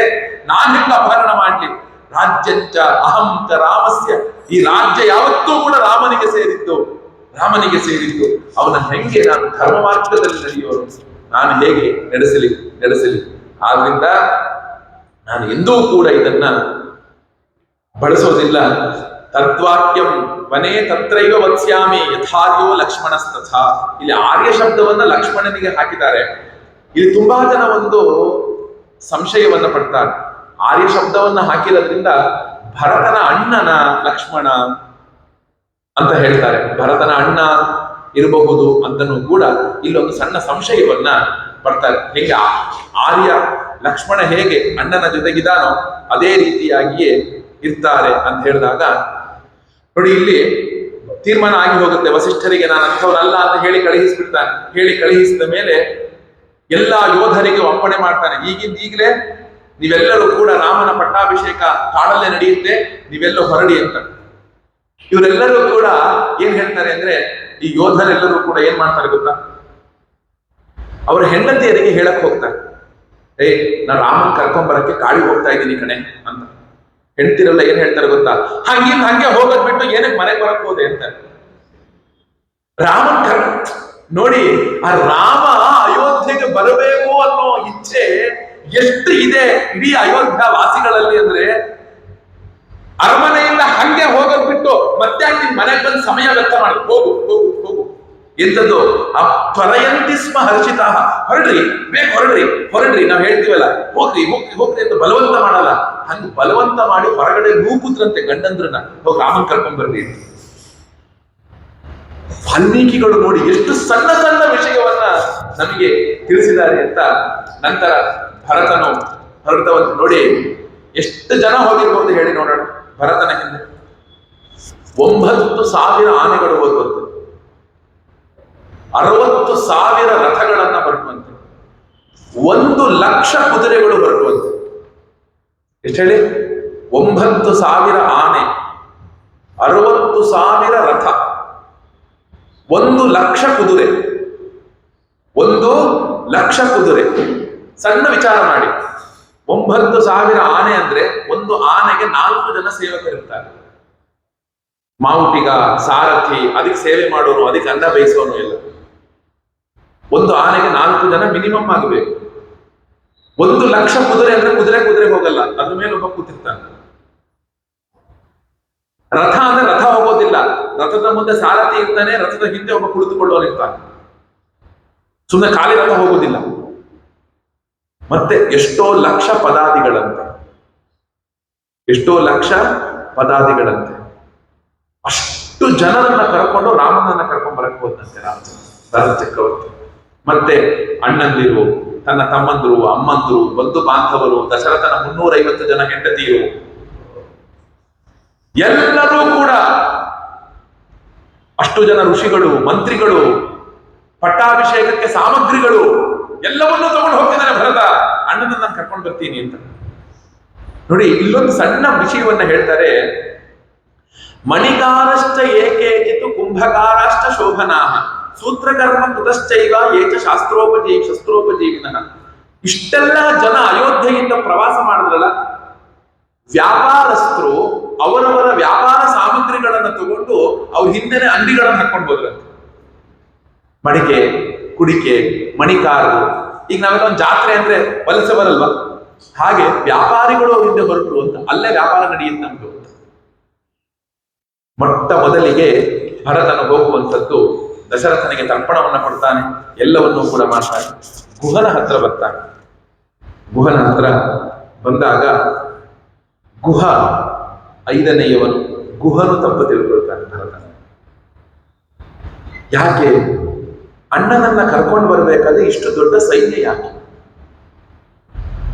ಇಷ್ಟು ದೊಡ್ಡ ಸೈನ್ಯ ಯಾಕೆ? ಇಬ್ಬರೇ ಹೋಗ್ಬೋದಿತ್ತಲ್ಲ, ರಾಮ ಶತ್ರುಘ್ನರಿಬ್ಬರು, ಭರತ ಶತ್ರುಘ್ನರಿಬ್ಬರೇ ಹೋಗ್ಬೋದಿತ್ತಲ್ಲ. ಆಗ ಅವನು ಹೇಳ್ತಾನೆ. ಹೇಳಿದ ತಕ್ಷಣ ಏನಾಗುತ್ತೆ ಅಂದ್ರೆ, ತನ್ನ ನೋಡಪ್ಪ, ಭರತ ಏನಕ್ಕೆ ಬಂದಿದ್ದಾನೆ ಅಂತ ಗೊತ್ತಿಲ್ಲ. ಗುಹ ಏನ್ ಹೇಳ್ತಾನೆ ಗೊತ್ತಾ? ರಾಮನಿಗೂ ಗುಹನಿಗೂ ತುಂಬಾ ಸ್ನೇಹ ಇರುತ್ತೆ, ತುಂಬಾ ಸ್ನೇಹ ಇರುತ್ತೆ. ಭರತನನ್ನ ಗುಹ ಇದಕ್ಕಾಗಿ ಪ್ರೀತಿ ಮಾಡ್ತಿರ್ತಾನೆ. ಭರತ ರಾಮನ್ ತಮ್ಮ ಅಂತ. ಈಗ ನಮಗೆ ಎಷ್ಟೋ ಜನ ಪ್ರೀತಿ ಮಾಡೋರು ಇರ್ತಾರೆ, ನೀನ್ ಮುಕ್ತನ್ ಮಗ ಅಂತ. ನಾನ್ ಯಾರು ಅವಳಿಗೆ ಗೊತ್ತಿಲ್ಲ, ಅದು ನಮ್ಮಮ್ಮ ಅವಳಿಗೆ ಗೊತ್ತು. ನೀನ್ ಮುಕ್ತನ್ ಮಗ ಅಲ್ವೇನಾ ಅಂತ ಪ್ರೀತಿ ಮಾಡ್ತಾರೆ. ನಿಮ್ಮಮ್ಮ ನನ್ನ ಜೊತೆ ಆಡು ಬೆಳೆದೋಳ್ಕೊಳ ಅಂತ. ಅವ್ರನ್ನ ನೋಡೇ ಇರಲ್ಲ, ಮಾಡೇ ಇರೋದಿಲ್ಲ. ಗುಹ ಭರತನ ಜೊತೆಗೂ ಗುಹನಿಗೂ ಸಂಬಂಧ ಇಲ್ಲ, ಆದ್ರೆ ರಾಮನ ತಮ್ಮ ಅಂತ ಭರತನಿಗೆ ಗುಹ ಗೌರವ ಕೊಡ್ತಾನೆ. ಅವ್ನು ಹೇಳ್ತಾನೆ, ತನ್ನ ಸೈನಿಕರಿಗೆಲ್ಲರಿಗೂ ಹೇಳ್ತಾನೆ, ಏನು ಅಂದ್ರೆ, ನೋಡಪ್ಪ, ಇವನ್ ಏನಾದ್ರೂ ರಾಮನನ್ನ ಕೊಲ್ಲಬೇಕು, ಶತ್ರು ಅವಶೇಷವೂ ಉಳಿಬಾರದು ಅನ್ನೋ ದುಷ್ಟ ಚಿಂತನೆಯಿಂದ ಬಂದಿದ್ದಾನೇನೋ ಗೊತ್ತಿಲ್ಲ. ಆದ್ದರಿಂದ ಏನ್ ಮಾಡಿ ಅಂದ್ರೆ, ನೀವೆಲ್ಲರೂ ಕೂಡ, ಗುಹ ದೊಡ್ಡ ರಾಜ, ಬೇಡರ ರಾಜ, ಒಂದಷ್ಟು ಜನ ಸೈನಿಕರನ್ನ ತಗೊಂಡು ಎಲ್ಲೆಕಟ್ಟಿನ ಜಾಗದಲ್ಲಿ ಹೋಗಿ ನಿಂತುಕೊಳ್ಳಿ. ಒಂದಷ್ಟು ದಿನಗಳಿಗಾಗುವಷ್ಟು ಆಹಾರವನ್ನ ಇಟ್ಟುಕೊಳ್ಳಿ. ಒಂದೊಂದು ನೌಕೆ ಒಳಗೂ ಕೂಡ, ನೌಕೆಗಳನ್ನ ಗಂಗಾ ನದಿ ಎಲ್ಲೆಕಟ್ಟದಲ್ಲಿ ನಿಲ್ಲಿಸಿ, ಒಂದೊಂದು ನೌಕೆಯಲ್ಲೂ ಮಿನಿಮಮ್ 100 ಜನ ಹುಡುಗರು ಇರಬೇಕು, ಯುದ್ಧಾಳುಗಳಿರ್ಬೇಕು. ನಾನು ಹೋಗಿ ಭರತನ ಹತ್ರ ಮಾತಾಡ್ತೇನೆ. ಅವನೇನಾದ್ರೂ ಒಳ್ಳೆತನದಿಂದ ರಾಮನ ಬಗ್ಗೆ ಮಾತನಾಡಿದ್ರೆ ಸೌಖ್ಯವಾಗಿ ಈ ಭರತ ಹೋಗ್ತಾನೆ. ಇಲ್ಲ ಅಂದ್ರೆ ಈ ಭರತನ ಸೈನ್ಯವನ್ನ ನಾವಿಲ್ಲೇ ಹೊಡೆದು ಉಳಿಸೋಣ. ಯಾರು ಹೇಳೋದು? ಗುಹ ಹೇಳೋ ಮಾತು. ಆಗ ಗಂಗಾ ನದಿಯನ್ನ ದಾಟಿಸೋದೇ ಬೇಡ, ಇವು ಗಂಗಾ ನದಿಯನ್ನ ದಾಟಿಸೋದೇ ಬೇಡ ಅಂತ ಹೇಳಿಕೊಂಡು ಗುಹ ಬರ್ತಾನೆ. ಬಂದ ಮೇಲೆ ತುಂಬಾ ಮಹಾರಾಜನ ಮಗ ಬಂದಿದ್ದಾನೆ. ಅವರೆಲ್ಲರೂ ಕೂಡ ಅವ್ರಿಗೆ ಏನೇನು ತಿನ್ನಕ್ಕೆ ಪದಾರ್ಥಗಳು ಬೇಕೋ, ಗುಹನು ಏನಿಗೆ ಬೇಕೋ ಎಲ್ಲವನ್ನು ತಗೊಂಡು ಬರ್ತಾನೆ. ಆಮೇಲೆ ಇನ್ನೊಂದು ತಪ್ಪು ತಿಳುವಳಿಕೆ ಏನು ಅಂದ್ರೆ, ತುಂಬಾ ಜನ ರಾಮನ ವಿಚಾರದಲ್ಲಿ ತುಂಬಾ ಅತ್ಯಂತ ಗೌರವ ಇರುವಂತಹವರು. ಎಲ್ಲರಿಗೂ ರಾಮ ಅಂದ್ರೆ ಭಗವಂತ ಅನ್ನೋ ಗೌರವ ಇದೆ. ಅವನ ಆಹಾರ ಕ್ರಮದಲ್ಲಿ ರಾಮನು ಮಾಂಸಾಹಾರಿಯೋ ಸಸ್ಯಹಾರಿಯೋ ಇನ್ನೊಂದು ಹಾರಿಯೋ ಎಲ್ಲ ಹಾರಿ ಗೀರಿ ಅಂತೆಲ್ಲ ಹೇಳ್ತಾರೆ. ಅವನು ಕ್ಷತ್ರಿಯ, ಮಾಂಸಾಹಾರ ತಪ್ಪಲ್ಲ ಅವನಿಗೆ, ಕ್ಷತ್ರಿಯ ಅವನು. ಬೇಕಾದಷ್ಟು ಕಡೆ ವಾಲ್ಮೀಕಿಗಳು ಬಂದಿದ್ದಾರೆ. ಈ ಆಹಾರ ಪದ್ಧತಿ ಇತ್ಯಾದಿಗಳು, ಆಹಾರಕ್ಕೂ ಯೋಗ್ಯತೆಗೂ ಲೆಕ್ಕವೇ ಇಲ್ಲ, ನೆನ್ಪಿಟ್ಕೊಳ್ಳಿ. ಆದರೆ ಪಟ್ಟಾಭಿಷಿಕ್ತನಾದ ಮೇಲೆ ರಾಮ ಮಾಂಸಾಹಾರವನ್ನು ತ್ಯಾಗ ಮಾಡ್ತಾನೆ. ನಾ ಇನ್ನೂ ಹುಟ್ಟೋದಿಲ್ಲ ಅಂತ ನೋಡಿ. ರಾಮನು ಗುಹನು ಭರತನನ್ನ ನೋಡಕ್ ಹೋದಾಗ ಆಗಿಂದಾಗ ಕಾಡಿನಲ್ಲಿ ಹೊರಡುದುರುಳಿಸಿದಂತಹ ಜಿಂಕೆ ಇತ್ಯಾದಿಗಳೆಲ್ಲ ತಗೊಂಡು ಹೋಗಿ ಸಮರ್ಪಣೆ ಮಾಡ್ತಾನೆ ಭರತನಿಗೆ, ಜೇನುತುಪ್ಪ ಇತ್ಯಾದಿಗಳೆಲ್ಲವನ್ನು. ಯಾಕಂದ್ರೆ ನಾವುಗಳು ನಮ್ಮ ಆಹಾರ ಕ್ರಮವನ್ನ ಎದನ್ನ ಪುರುಷೋ ಭವತಿ ತದನ್ನ ಸಸ್ಯ ದೇವತಾ ಮುಂದೆ ವಾಲ್ಮೀಕಿಗಳು ಹೇಳ್ತಾರೆ. ತುಂಬಾ ಮುಂದೆ, ಅದು ಇನ್ನು ತುಂಬಾ ಮುಂದೆ. ನಾನೇನ್ ತಿಂತೀನಿ ಅದನ್ನ ದೇವರಿಗೆ ನೈವೇದ್ಯ ಮಾಡಬೇಕು ಅಂತ. ದಶರಥನಿಗೆ ರಾಮನು ಯಾವಾಗ ಪಿಂಡ ಪ್ರದಾನ ಮಾಡ್ತಾನೆ, ಇಂಗುದಿ ಫಲಗಳಿಂದ ಒಂದು ಬೋರೆ ಹಣ್ಣಿಂದ ಪಿಂಡ ಕಟ್ಬಿಟ್ಟಿರ್ತಾನೆ, ಆಗ ಹೇಳುವ ಮಾತಿದು, ವಾಲ್ಮೀಕಿಗಳು ಹೇಳುವ ಮಾತು. ರಾಮ ಚಿತ್ರಕೂಟದಲ್ಲಿ ಉಟಜ ಅಂದ್ರೆ ಗುಡಿಸಲು ಕಟ್ಕೊಳ್ತಾನೆ. ಕಟ್ಕೊಂಡಾಗ ಕೃಷ್ಣ ಮೃಗ ಇತ್ಯಾದಿಗಳನ್ನ ಸಂಹಾರ ಮಾಡಿ ಅದರಿಂದ ಬಲಿ ಕೊಟ್ಟ ಅಂತ ಬರ್ತಿದೆ ವಾಲ್ಮೀಕಿ. ಬೇಯಿಸಿದ ಕೃಷ್ಣ ಮೃಗಗಳ ಬಲಿ ಹಾಕ್ತಾ. ಇಲ್ಲಿ ಆಹಾರ ಪದ್ಧತಿ ಲೆಕ್ಕ ಅಲ್ಲ, ಅವನ ಹೃದಯವಂತಿಕೆ ಲೆಕ್ಕ. ರಾಮನ ಧರ್ಮಾತ್ಮ ಅನ್ನೋದು ಆಹಾರ ಪದ್ಧತಿಯಿಂದ ಹೇಳಿದಂಥದ್ದಲ್ಲ. ಇದೆಲ್ಲ ಒಂದು ಈ ಏನಂತ ಹೇಳ್ತೀವಿ, ಕೆಲಸಕ್ಕೆ ಬಾರದೇ ಇರುವಂತಹ ಕಡೆಗೆ ತಲೆ ಓಡುತ್ತಲ್ಲ, ಅಂಥವ್ರಿಗೆ ಮಾತ್ರ ಇಂಥ ಆಲೋಚನೆಗಳೆಲ್ಲ ಬರುತ್ತೆ. ಕೆಲಸಕ್ಕೆ ಬಾರದೇ ಇರೋ ಕಡೆ ತಲೆ ಓಡುತ್ತಲ್ಲ ಅಂಥ ಕಡೆಗೆ. ಈಗ ಎಷ್ಟೋ ಕಡೆಗೆ ದೇವರಿಗೆ ನಾವೆಲ್ಲ ಪ್ರಾಣಿಗಳನ್ನ ಬಲಿ ಕೊಡೋದು ನೋಡಿದ್ದೇವೆ. ಎಷ್ಟೋ ಕಡೆಗೆ ಭಗವಂತನಿಗೆ ಈರುಳ್ಳಿ ನೈವೇದ್ಯ ಮಾಡೋದು ನೋಡಿದ್ದೇವೆ. ಎಷ್ಟೋ ಕಡೆ ಕಾಶಿ ಇತ್ಯಾದಿ ಕಡೆಗೆ ಆ ಒಂದು ಕಾಲಭೈರವೇಶ್ವರನಿಗೆ ಒಂದು ಇದನ್ನ ಮದ್ಯವನ್ನ ನೈವೇದ್ಯ ಮಾಡೋದನ್ನ ನೋಡಿದ್ದೇವೆ. ಅಲ್ಲಿ ಹೋದ್ರೆ ತೀರ್ಥ ಅದನ್ನೇ ಕೊಡ್ತಾರೆ. ಅದಕ್ಕೆ ನಮ್ಮ ಗುರುಗಳು ಹೇಳಿ ಕಳಿಸಿದ್ರು ನಮಗೆ, ಅಲ್ಲಿ ಹೋದ್ರೆ ತೀರ್ಥ ತಗೋಬೇಡ್ರಪ್ಪ ಅಂತ. ತೀರ್ಥ ತಗೋಬೇಡ್ರಪ್ಪ ಅಂತ ಹೇಳಿ ಕಳಿಸಿದ್ರು ನಮ್ಮ ಗುರುಗಳು. ನನ್ನ ಆಹಾರ ಕ್ರಮ ಏನಿದೆಯೋ ಅದು ಭಗವಂತನಿಗೂ ಇಷ್ಟ ಅಷ್ಟೇ. ನೆನ್ಪಿಟ್ಕೊಳ್ಳಿ ಇದನ್ನ. ವಾಲ್ಮೀಕಿಗಳು ಸ್ಪಷ್ಟವಾಗಿ ಬರೆದುಬಿಟ್ಟಿದ್ದಾರೆ. ಯದನ್ನಃ ಪುರುಷೋ ಭವತಿ ತದನ್ನಃ ತಸ್ಯ ದೇವತಾ. ನಾನು ಏನನ್ನ ತಿಂತೀನಿ ಅದನ್ನ ಭಗವಂತನಿಗೆ ಕೊಡು. ಇವತ್ತು ನಾನು ಉಪವಾಸ ಅಂದ್ರೆ ದೇವರಿಗೂ ಉಪವಾಸ ಅಷ್ಟೇ. ನನಗೆ ಇವತ್ತು ಏಕಾದಶಿ ಅಂದ್ರೆ ಆಚಾರ್ಯರೇ ದೇವರಿಗೂ ಏಕಾದಶಿನೇ. ನನಗಿವತ್ತು ದ್ವಾದಶಿ ಅಂದ್ರೆ ದೇವರಿಗೂ ದ್ವಾದಶಿ ಅಷ್ಟೇ. ಇನ್ನೊಂದು ದೊಡ್ಡ ಭ್ರಾಂತಿ ಇದೆ. ಇದನ್ನ ನೀವು ಆಚಾರ್ಯರು ಎದುರು ಕೂತಾಗ ಹೇಳ್ಬೇಕೋ ಇಲ್ಲೋ ಗೊತ್ತಿಲ್ಲ. ದೇವರಿಗೆ ನೈವೇದ್ಯ ಅಂತ ಈ ಇಜ್ಜಲೊಳಗೆ ಮಾಡ್ಬಿಡೋದು. ಇಷ್ಟೇ ಸಣ್ಣ ಪಾತ್ರೆ ಇಟ್ಕೊಂಡು ದೇವರ ಮನೆಯಲ್ಲಿ ಈ ಇಜ್ಜಲನ್ನ ಹಾಕ್ಬಿಟ್ಟು ಮಡಿ ಅಂತ ನೈವೇದ್ಯ ಮಾಡಿಬಿಡೋದು. ನಾವು ಕುಕ್ಕರಲ್ಲಿ ಬೇಯಿಸಿರುವಂತ ಸ್ಪಷ್ಟ ಚಂದ ಅನ್ನ ಹೊಡೆಯೋದು, ದೇವರಿಗೆ ಇದ್ದಲ್ಲಿ ಹಸಿ ವಾಸನೆ ಇರುವಂತ ಅರ್ಧ ಬೆಂದಿರೋದನ್ನ ಇಡೋದು. ಶುದ್ಧ ತಪ್ಪು ತಿಳ್ಕೊಳ್ಳಿ ಆಚಾರ್ಯರೇ. ನೀವು ಇಜ್ಜಲನ್ನ ಊಟ ಮಾಡೋದಿದ್ರೆ ದೇವರಿಗೂ ಇಜ್ಜಲನ್ನ ಇಡಿ. ನೀವು ಕುಕ್ಕರ್ ಅನ್ನ ಊಟ ಮಾಡೋದಿದ್ರೆ ದೇವರಿಗೂ ಕುಕ್ಕರ್ ಅನ್ನ ಇಡಿ. ಏನ್ ಹೇಳಿ, ನಿಮಗೆ ಷಡ್ರಸೋಪೇತವಾದಂತಹ ಉಪ್ಪು ಹುಳಿ ಖಾರ ಇತ್ಯಾದಿಗಳೆಲ್ಲವೂ ಇರುವಂತಹ ಅನ್ನ ಬೇಕು. ಪಾಪ ಅವನಿಗೆ ಆ ಇಜ್ಜಿಲಲ್ಲಿ ಅರೆ ಬೇರೆ ಬೆಂದಿರುವಂತಹ ಇಷ್ಟು ಕಟೋರಿ ಅನ್ನ ಸಾಕ? ನೀವೇ ಯೋಚನೆ ಮಾಡಿ. ನನಗೆ ಕೋಪ ಎಲ್ಲಿ ಬರುತ್ತೆ ಗೊತ್ತಾ? ಈ ಮಡಿ ವಿಚಾರ. ನಾನು ಹಾಗಾದ್ರೆ ಎಲ್ಲ ದುಷ್ಟ ಅಲ್ಲ, ನಾನು ಮಡಿ ಬಿಟ್ಟಿದ್ದೀನಿ ಅಂತ ಅರ್ಥ ಅಲ್ಲ. ಆದ್ರೆ ನಿನ್ನ ಹೃದಯಕ್ಕೆ ನೀನ್ ಮೋಸ ಮಾಡ್ಕೊಂಡು ಭಗವಂತನ ಹತ್ರ ಹೋಗ್ತಿದೀಯ ಅಂತ ಹೇಳ್ತೇನೆ ನಾನು. ಎಷ್ಟು ಸ್ಪಷ್ಟವಾಗಿ ಹೇಳಿದ್ದಾರೆ ಅಂದ್ರೆ ಇಲ್ಲಿ. ಯಾಕಂದ್ರೆ ಸಮಯ ಆಗೋಯ್ತು ನನಗೆ, ಅಲ್ಲಿವರೆಗೆ ಹೋಗಕ್ ಆಗಿಲ್ಲ ನಾನು. ಯದನ್ನಃ ಪುರುಷೋ ಭವತಿ ತದನ್ನಃ ತಸ್ಯ ದೇವತಾ. ವಾಲ್ಮೀಕಿಗಳು ಎರಡೆರಡು ಕಡೆಗೆ ಬರೆದಿದ್ದಾರೆ ಇದನ್ನ. ಕೌಸಲ್ಯ ಬಾಯಿಯಲ್ಲೂ ಅದನ್ನೇ ಹೇಳ್ತಿದ್ದಾರೆ, ರಾಮನು ಆ ಇಂಗುದಿ ಫಲವನ್ನ ಇಟ್ಟಾಗ ಹೇಳಿದ್ದಾರೆ. ನೀವೇ ಯೋಚನೆ ಮಾಡಿ ಒಂದು ಸ್ವಲ್ಪ. ನಾನು ಏನು ತಿಂತೇನೆ, ಇವತ್ತು ನಾನು ಇಡ್ಲಿ ತಿನ್ನಪ್ಪ, ಮೊದಲನೇ ಇಡ್ಲಿ ತೆಗೆದು ರಾಮನ ಎದುರಿಗಿಟ್ಟು, ರಾಮ ಇವತ್ತು ನಾನು ಇಡ್ಲಿ ತಿಂತೀನಿ ಅನ್ಕೊಳ್ಳೋ, ನಿನಗೆ ಇಡ್ಲಿ. ಇವತ್ತು ನಾನು ಪಾಯಸ ಮಾಡ್ಕೊಂಡು ಹೊಡೆದ್ನ, ರಾಮ ನಿಂಗೂ ಪಾಯಸ. ಇವತ್ತು ನಾನು ಹಣ್ಣು ತಿಂದು ಮಲ್ಗದ್ನ, ರಾಮ ನಿಂಗೂ ಹಣ್ಣು. ಇವತ್ತು ನಾನು ಏನೂ ತಿಂದಿಲ್ವಾ, ರಾಮ ನಿಂಗೂ ಏನೂ ಇಲ್ಲ. ಒಂದು ಹಳೇ ಡಬ್ಬಿ, ಅದನ್ನೊಂದಿಷ್ಟು ಸಕ್ಕರೆ, ಒಂದಿಷ್ಟು ಹಳೆ ಪುಟಾಣಿ ಇಟ್ಬಿಟ್ಟಿರ್ತಾರೆ ದೇವ್ರ ಮನೆಯಲ್ಲಿ. ಪುಟಾಣಿ ಅಂದ್ರೆ ಹುರ್ಗಡ್ಲೆ, ಹುರ್ಗಡ್ಲೆ ಬುಡು ಬುಡು ಬುಡು ಬುಡು ಬುಡು ಹೋಗೋದು, ಆ ಸಕ್ಕರೆ ಹಾಕೋದು, ಪುಟಾಣಿ ಹಾಕೋದು, ದೇವ್ರ ಮುಂದೆ ಇಡೋದು. ಅದ್ರೊಳಗೋ ಇಷ್ಟು ಗೊದ್ದಗಳು, ನಮ್ಮ ಮನೇಲಿ ಇದ್ದಿದ್ದನ್ನು ನೋಡಿರೋದನ್ನ ನಾನು ಹೇಳ್ತಿರೋದು. ಇಷ್ಟು ಗೊದ್ದಗಳು, ಕರ್ರಿ ಗೊತ್ತ, ಇಷ್ಟಿದ್ದ ಗೊದ್ದಗಳು. ಆ ಸಕ್ಕರೆನೋ ನೀರು ಜಿನುಗ್ತಿರುತ್ತೆ, ಆ ಸ್ಪೂನಿಂದ ಹಿಂಗೆ ಕುಟ್ಬೇಕ ಸಕ್ಕರೆನ, ಯಾಕಂದ್ರೆ ಸ್ಪೂನಿಂದ ಬೀಳಲ್ಲ, ಅದು ಕಾಳಾಗಿರೋದಿಲ್ಲ. ಅದನ್ನ ದೇವರಿಗೆ ನೋಡ್ಬಿಡು. ಇವ್ನು ಬಂದ್ಬಿಟ್ಟು ನೀಟಾಗಿ ಕೂತ್ಕೊಂಡು ಚಪಾತಿ ಸಾಗು ಹಾಕೊಂಡು ಹೊಡೆಯೋ. ಸಾಗು ಕೊಂಚು ಉಪ್ಪು ಕಡಿಮೆ ಇದೆ, ಇದಕ್ಕೊಂಚೂರು ಇದು ಬೇಕಿತ್ತು, ಹಾಕೊಂಡು ಹೊಡೆಯೋ. ಪಾಪ ರಾಮನಿಗೆ ಪುಟಾಣಿ ಸಕ್ಕರೆ, ಅದನ್ನು ಕೂಡ ಸಕ್ಕರೆ ನೀರು ಜಿನುಗ್ತಿರೋ ಸಕ್ಕರೆ, ಇವನಿಗೆ ಚಪಾತಿ ಸಾಕು. ಸ್ಪಷ್ಟವಾಗಿ ನಾವು ದೇವರಿಗೆ ಮಾಡ್ತಿರೋ ಮೋಸ ಇರುತ್ತೆ, ನೆನ್ಪಿಟ್ಕೊಳ್ಳಿ. ನೀನ್ ಬೆಳಗ್ಗೆ ಎದ್ದು ಕೂಡಲೇ ಅನ್ನ ತಿಂತೀಯಪ್ಪ, ಅನ್ನನೇ ನೈವೇದ್ಯ, ಅನ್ನನೇ ನೈವೇದ್ಯ. ಪುರಿ ಜಗನ್ನಾಥನಲ್ಲಿ ಬೆಳಗ್ಗೆ ಎದ್ದು ಕೂಡಲೇ ಪುರಿ ಜಗನ್ನಾಥನ ಕಿಚಡಿ ನೈವೇದ್ಯ ಮಾಡ್ತಾರೆ. ಆ ಕಿಚಡಿಗೆ ಹೆಸರು ಕರ್ಮಾಬಾಯಿ ಕಿಚಡಿ ಅಂತ. ಇನ್ನು ಎದ್ದ ತಕ್ಷಣ ಭಗವಂತನಿಗೆ ನೈವೇದ್ಯ ಮಾಡೋದೇ ಅನ್ನ. ಯಾಕೆ ಹೇಳ್ತಿದ್ದೀನಿ ಅಂದ್ರೆ, ಭಗವಂತನ ವಿಚಾರದಲ್ಲಿ ನಾವು ಇಲ್ಲ ಅವ್ರು ಮುಟ್ಟುಬಿಟ್ರು, ಖಂಡಿತ ಶಾಸ್ತ್ರದೊಳಗೆ ನೀನು ಅಷ್ಟು ನಿಷ್ಠೆಯಿಂದ ಇದೆಯಪ್ಪ, ನಾವು ನಿಮ್ಮ ಕಾಲನ್ನ ತಲೆ ಮೇಲೆ ಹಿಡ್ಕೊಂಡು ಓಡಾಡ್ತೇವೆ. ಏನ್ ಹೇಳಿ, ನೀನು ಪರಮ ನಿಷ್ಠೆಯಿಂದ ಇದೆಯಾ. ನೋಡಿದೀನಿ ಅಂಥ ನಿಷ್ಠೆಯಿಂದ ನೋಡಿ, ಸ್ವಯಂ ಆಗಿ ತಾನೇ ಅಡುಗೆ ಮಾಡಿಕೊಂಡು ಊಟ ಮಾಡಿ ಪರಾನ್ನವನ್ನ ತಿಂದೆ ಎಲ್ಲ ಅಂಥ ನಿಷ್ಠೆಯಿಂದ ಇರುವಂತಹ ಹಿರಿಯರನ್ನು ನೋಡಿದ್ದೇನೆ. ಅವರಿಗೆ ಪಾದ ನಮಸ್ಕಾರ ಮಾಡ್ತೇನೆ.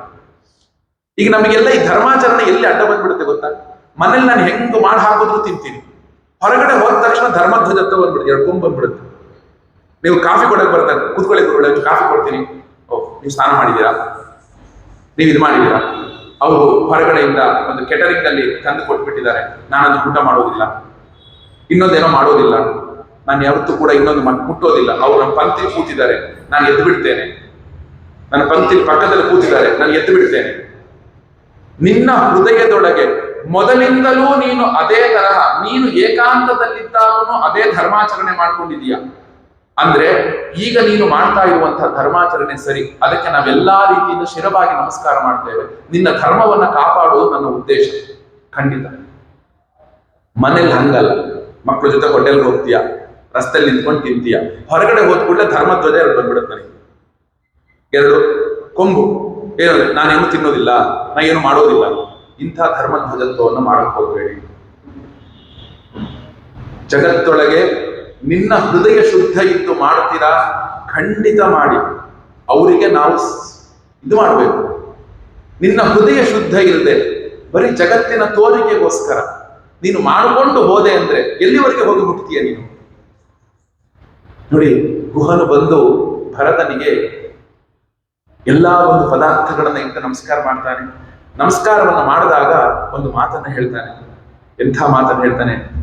ಕೊಚ್ಚಿನ್ನ ದುಷ್ಟೋ ವ್ರಜಸಿ ರಾಮಸ್ಯ ಅಕ್ಲಿಷ್ಟ ಕರ್ಮಣ ಇಯಂತೆ ಮಹತೀ ಸೇನ ಶಂಕಾಂ ಜನಯತೀವಮೆ ತಮೇವ ವಿಭಾಷಂತಂ ಆಕಾಶೈವ ನಿರ್ಮಲಃ ಭರತ ಶ್ಲಕ್ಷ್ಣಯ ವಾಚ ವಚನಂ ಬ್ರವೀತ್. ಅಪ್ಪ ಭರತ, ಅಪ್ಪ ಭರತ, ಕೊಚ್ಚಿನ್ನ ದುಷ್ಟೋವಜಸಿ ದುಷ್ಟೋವ್ರಜಸಿ, ಅಪ್ಪ ಏನಾದ್ರೂ ರಾಮನ ಮೇಲೆ ತಪ್ಪು ತಿಳುವಳಿಕೆ ಇಟ್ಕೊಂಡು ನೀ ಏನಾದ್ರು ಹೋಗ್ತಿದೀಯನಪ್ಪ. ಈ ಸೈನ್ಯವನ್ನು ನೋಡಿದ್ರೆ ಯಾಕೋ ನನ್ನ ಹೃದಯದಲ್ಲಿ ಭಯ ಬರ್ತಾ ಇದೆ. ಈ ಸೈನ್ಯವನ್ನು ನೋಡಿದ್ರೆ ಏನಾಗ್ತಿದೆ? ಭಯ ಅನ್ನೋದು ಬರ್ತಾ ಇದೆ. ಏನೋ ತಪ್ಪು ತಿಳುವಳಿಕೆ ಇಟ್ಕೊಂಡು ಹೋಗ್ತಾ ಇದೆಯಪ್ಪ ಅಂತ ಹೇಳಿದ ಮೇಲೆ ನೋಡಿ, ಆಕಾಶ ಇವ ನಿರ್ಮಲ, ಆಕಾಶದಷ್ಟು ಶುದ್ಧ ಇದ್ದಂತಹ ಭರತನ ಹೃದಯ ಒಡೆದು ಹೋಯ್ತು. ಒಡೆದು ಹೋಯ್ತಂತೆ ಭರತನ ಹೃದಯ. ಒಡೆದು ಹೋದಾಗ ಅವನು ಹೇಳ್ತಾನೆ, ಗುಹಾ ನೀನು ತಪ್ಪು ತಿಳ್ಕೊಂಡ್ಬಿಟ್ಟಿಯಪ್ಪ, ನಾನು ತಪ್ಪು ತಿಳ್ಕೊಂಡ್ಬಿಟ್ಟಿಯಪ್ಪ, ಅವನನ್ನ ನಾನು ಕರೆದುಕೊಂಡು ಬರೋದಕ್ಕಾಗಿ ನಾನು ಹೋಗ್ತಾ ಇದ್ದೀನಪ್ಪ ಅಂತ ಹೇಳ್ತಾನೆ. ಇಲ್ಲಿಂದ ಭರದ್ವಾಜರ ಆಶ್ರಮಕ್ಕೆ ಹೋಗ್ತಾನೆ. ಭರದ್ವಾಜರು ತಪ್ಪು ತಿಳ್ಕೊಳ್ತಾರೆ. ಭರದ್ವಾಜರ ಆಶ್ರಮದಿಂದ ಮುಂದಕ್ಕೆ ಗೊತ್ತಾಗುತ್ತೆ ಚಿತ್ರಕೂಟದಲ್ಲಿದ್ದಾನೆ ಅಂತ. ಅಲ್ಲಿ ರಾಮನ ಹತ್ರ ಹೋಗ್ತಾನೆ, ಲಕ್ಷ್ಮಣ ತಪ್ಪು ತಿಳ್ಕೊಳ್ತಾನೆ. ನೆಕ್ಸ್ಟ್, ಅಣ್ಣ ಭರತ ಬರ್ತಿದ್ದಾನೆ, ನಮಗೆ ಇಲ್ಲೂ ಸಂತೋಷವಾಗಿರಕ್ಕೆ ಬಿಡ್ತಿಲ್ಲ, ಬಿಲ್ಲು ಬಾಣ ತಗೋ, ಯುದ್ಧಕ್ಕೆ ಸನ್ನದ್ಧನಾಗು. ಲಕ್ಷ್ಮಣ ಹೇಳ್ತಾನೆ, ಅವನು ತಪ್ಪು ತಿಳ್ಕೊಳ್ತಾನೆ. ರಾಮನ ಹೇಳ್ತಾನೆ, ಭರತ ಬಂದ ಮೇಲೆ ಗೊತ್ತಾಗುತ್ತೆ ಏನಕ್ಕೆ ಬರ್ತಿದ್ದಾನೆ. ನೂರಾರು ಪ್ರಶ್ನೆಗಳ ಭರತ ಹೋಗಿ ಅಣ್ಣನ ಅಪ್ಕೊಳ್ತಾನೆ, ಪ್ರೀತಿ ಮಾಡ್ತಾನೆ, 1000 ಸಲಿ ಕರೀತಾನೆ ಬಾ ಅಂತ. ರಾಮನ ಉತ್ತರವನ್ನ ಕೊಡ್ತಾನೆ. ಕೊನೆಗೆ ವಸಿಷ್ಠರು ಏನ್ ಮಾಡ್ತಾರೆ ಅಂದ್ರೆ ರಾಮನಿಗೆ ಭರತನಿಗೆ ಪಾದುಕೆಯನ್ನು ಕೊಡಿಸ್ತಾರೆ. ಅದನ್ನ ತಲೆ ಮೇಲೆ ಇಟ್ಟುಕೊಂಡು ಭರತನು ಅಯೋಧ್ಯೆಗೆ ಮರಳುತ್ತಾನೆ. ಆ ಭಾಗ ಎಲ್ಲವೂ ಕೂಡ ರಾಮಚಂದ್ರನು ಈ ಗುಹನಿಂದ ಶುರು ಮಾಡಿ ಮುಂದೆ ಭರತನ ಪಾದುಕಾ ಪ್ರದಾನ ತನಕ ಮುಂದೊಂದು ದಿನ ರಾಮಚಂದ್ರನು ಯಾವಾಗ ಹೇಳಿಸಿಕೊಳ್ತಾನೆ ಅವತ್ತಿನ ದಿನದಿಂದ ನಾನು ಹೇಳ್ತೇನೆ ಅಂತ ಹೇಳಿ ಇವತ್ತಿನ ಉಪನ್ಯಾಸವನ್ನ ಮಂಗಳ ಮಾಡ್ತೇನೆ. ಯಾಕಂದ್ರೆ ಮುಂದಕ್ಕೆ ಒಂದು ಪುಟ ತಿರುಗಿಸಿದ್ರು ಕೂಡ ಆ ಗುಹನೊಟ್ಟಿಗೆ ಮಾತನಾಡಿದಂತಹ ಮಾತಾಗಬಹುದು. ರಾಮ ಎಲ್ಲಿ ಇಳಿದ ಅಂದಾಗ ಆ ಮಲಗುವಂತಹ ಜಾಗವನ್ನು ನೋಡಿ ಭರತ ದುಃಖ ಪಡ್ತಾನೆ. ಅಯ್ಯೋ, ರಾಮಚಂದ್ರನ ಒಂದು ಗುರುತು ಆ ಇದು ಹುಲ್ಲಿನ ಮೇಲೆ ಬಿದ್ದಿರುತ್ತೆ, ಇದು ರಾಮಚಂದ್ರ ಮಲಗಿದ ಹುಲ್ಲು ಅಂತ ಎದ್ದು ತಲೆ ಮೇಲೆ ಇಟ್ಕೊಳ್ತಾನೆ. ಅಂತಹ ಭರತನು ನಿಷ್ಕಲ್ಮಶ ಭಾವದಿಂದ ಎಲ್ಲರನ್ನೂ ಕೂಡ ಪ್ರೀತಿಸುವಂತಹ ಭರತನಾಗಿದ್ದವನು. ಹಾಗೇ ನಂದಿ ಗ್ರಾಮದಲ್ಲಿದ್ದು ಭರತನಿಗೆ ಆ ಒಂದು ರಾಮನಿಗೆ ರಾಜ್ಯವನ್ನ ಅರ್ಪಿಸಿದವನಾಗ್ತಾನೆ. ಈ ಗುಹನಿಂದ ಶುರು ಮಾಡಿ ಮುಂದೆ ಭರತನ ಪಾದುಕಾ ಪ್ರದಾನ ತನಕ ಮತ್ತಿನ್ಯಾವಾಗ ಒಂದು 7 ದಿನಗಳ ಅವಕಾಶ ಸಿಗುತ್ತೋ 7 ದಿನಗಳ ಅವಕಾಶ ಸಿಗುತ್ತೋ ಆಗ ಮತ್ತೆ ನಾವು ವಿಚಾರ ಮಾಡೋಣ ಅಂತ ಹೇಳ್ತಾ ಇವತ್ತಿನ ಉಪನ್ಯಾಸವನ್ನ ಮಂಗಳ ಮಾಡ್ತೇನೆ. ಈ ಒಂದು 8 ದಿನಗಳ ಕಾಲ ಈ ಒಂದು ರಾಮಾಯಣ ಚಿಂತನೆಯನ್ನ ರಾಮಚಂದ್ರನು ನಡೆಸಿಕೊಂಡಿದ್ದಾನೆ ಸರಿ, ಆದರೆ ಅದಕ್ಕೊಬ್ಬರು ನಿಮಿತ್ತರು ಅಮ್ಮ ಮತ್ತು ತಂದೆಯವರು ವೀಣಾಜಿ ಮತ್ತು ಕೇಶವ ನಾರಾಯಣರು. ಅವರಿಗೆ ಕುಟುಂಬಕ್ಕೆ ಎಲ್ಲ ರೀತಿಯಿಂದಲೂ ಕೂಡ ಭಗವಂತನು ಮಂಗಳವನ್ನು ಉಂಟು ಮಾಡಲಿ. ಈ ಒಂದು ಸ್ಥಳಾವಕಾಶವನ್ನು ಕೊಟ್ಟಂತಹ ಶ್ರೀರಾಮ ಮಂಡಲಿಯ ಎಲ್ಲ ಕಾರ್ಯಕಾರಿ ಸಮಿತಿ ವರಿಯರಿಗೂ ಹಿರಿಯರಿಗೂ ಕೂಡ ಅನಂತ ಅನಂತ ವಂದನೆ ಅಂತ ಹೇಳ್ತಾ ಇವತ್ತಿನ ಈ ಉಪನ್ಯಾಸವನ್ನ ಮಂಗಳ ಮಾಡ್ತೇನೆ. ಈ ಉಪನ್ಯಾಸ ಆದಮೇಲೆ ಎಲ್ಲರಿಗೂ ಕೂಡ ಒಂದು ಅಕ್ಷತೆ ಕಾಳನ್ನ ಕೊಡ್ತೇನೆ, ಮಂತ್ರಾಕ್ಷತೆಯನ್ನು ಫಲಮಂತ್ರಾಕ್ಷತೆ ಕೊಡ್ತೇನೆ. ಅದನ್ನ ತಾವುಗಳು ಸ್ವೀಕರಿಸಬೇಕು. ನಾಳೆಯ ದಿನ ಈ ಒಂದು ಯಜ್ಞದ ಸಮರ್ಪಣೆ ಬೆಳಗ್ಗೆ ಇರುತ್ತೆ, ರಾಮತಾರಕ ಹೋಮ ಇರುತ್ತೆ, ಮಧ್ಯಾಹ್ನ ಮಹಾಪ್ರಸಾದ ಇರುತ್ತೆ. ಎಲ್ಲರೂ ಉಪನ್ಯಾಸ ಎಷ್ಟು ಜನ ಈ 7 ದಿನಕ್ಕೆ ಬಂದಂಥವರು ಖಂಡಿತವಾಗ್ಲೂ ನಾಳೆ ಬಂದು ರಾಮನ ಕೃಪೆಗೆ ಪಾತ್ರರಾಗಬೇಕು ಅಂತ ಕೇಳಿಕೊಳ್ತಾ ನಾಳೆ ರಾಮತಾರಕ ಹೋಮ ಮತ್ತು ಒಂದು ಮಂಗಳ ಉಪನ್ಯಾಸ, ಕೊನೆಗೆ ಫಲಶ್ರುತಿಯ ಉಪನ್ಯಾಸ, ಇವೆಲ್ಲವನ್ನು ಕೂಡ ನಾವು ಶ್ರವಣ ಮಾಡೋಣ ಅಂತ ಹೇಳ್ತಾ ಈ ಉಪನ್ಯಾಸವನ್ನ ಇವತ್ತಿಗೆ ಮಂಗಳ ಮಾಡ್ತೇನೆ. ಕೃಷ್ಣಾರ್ಪಣ ಕೃಷ್ಣಾರ್ಪಣ ಕೃಷ್ಣಾರ್ಪಣ. ಸ್ವಸ್ತಿ ಪ್ರಜಾಭ್ಯಃ ಪರಿಪಾಲಯಂತಾಂ ನ್ಯಾಯೇನ ಮಾರ್ಗೇಣ ಮಹೀಮಹೀಷಾಃ ಗೋಬ್ರಾಹ್ಮಣೇಭ್ಯಃ ಶುಭಮಸ್ತು ನಿತ್ಯಂ. ಲೋಕಾಃ ಸಮಸ್ತಾಃ ಸುಖಿನೋ ಭವಂತು. ಕೃಷ್ಣ.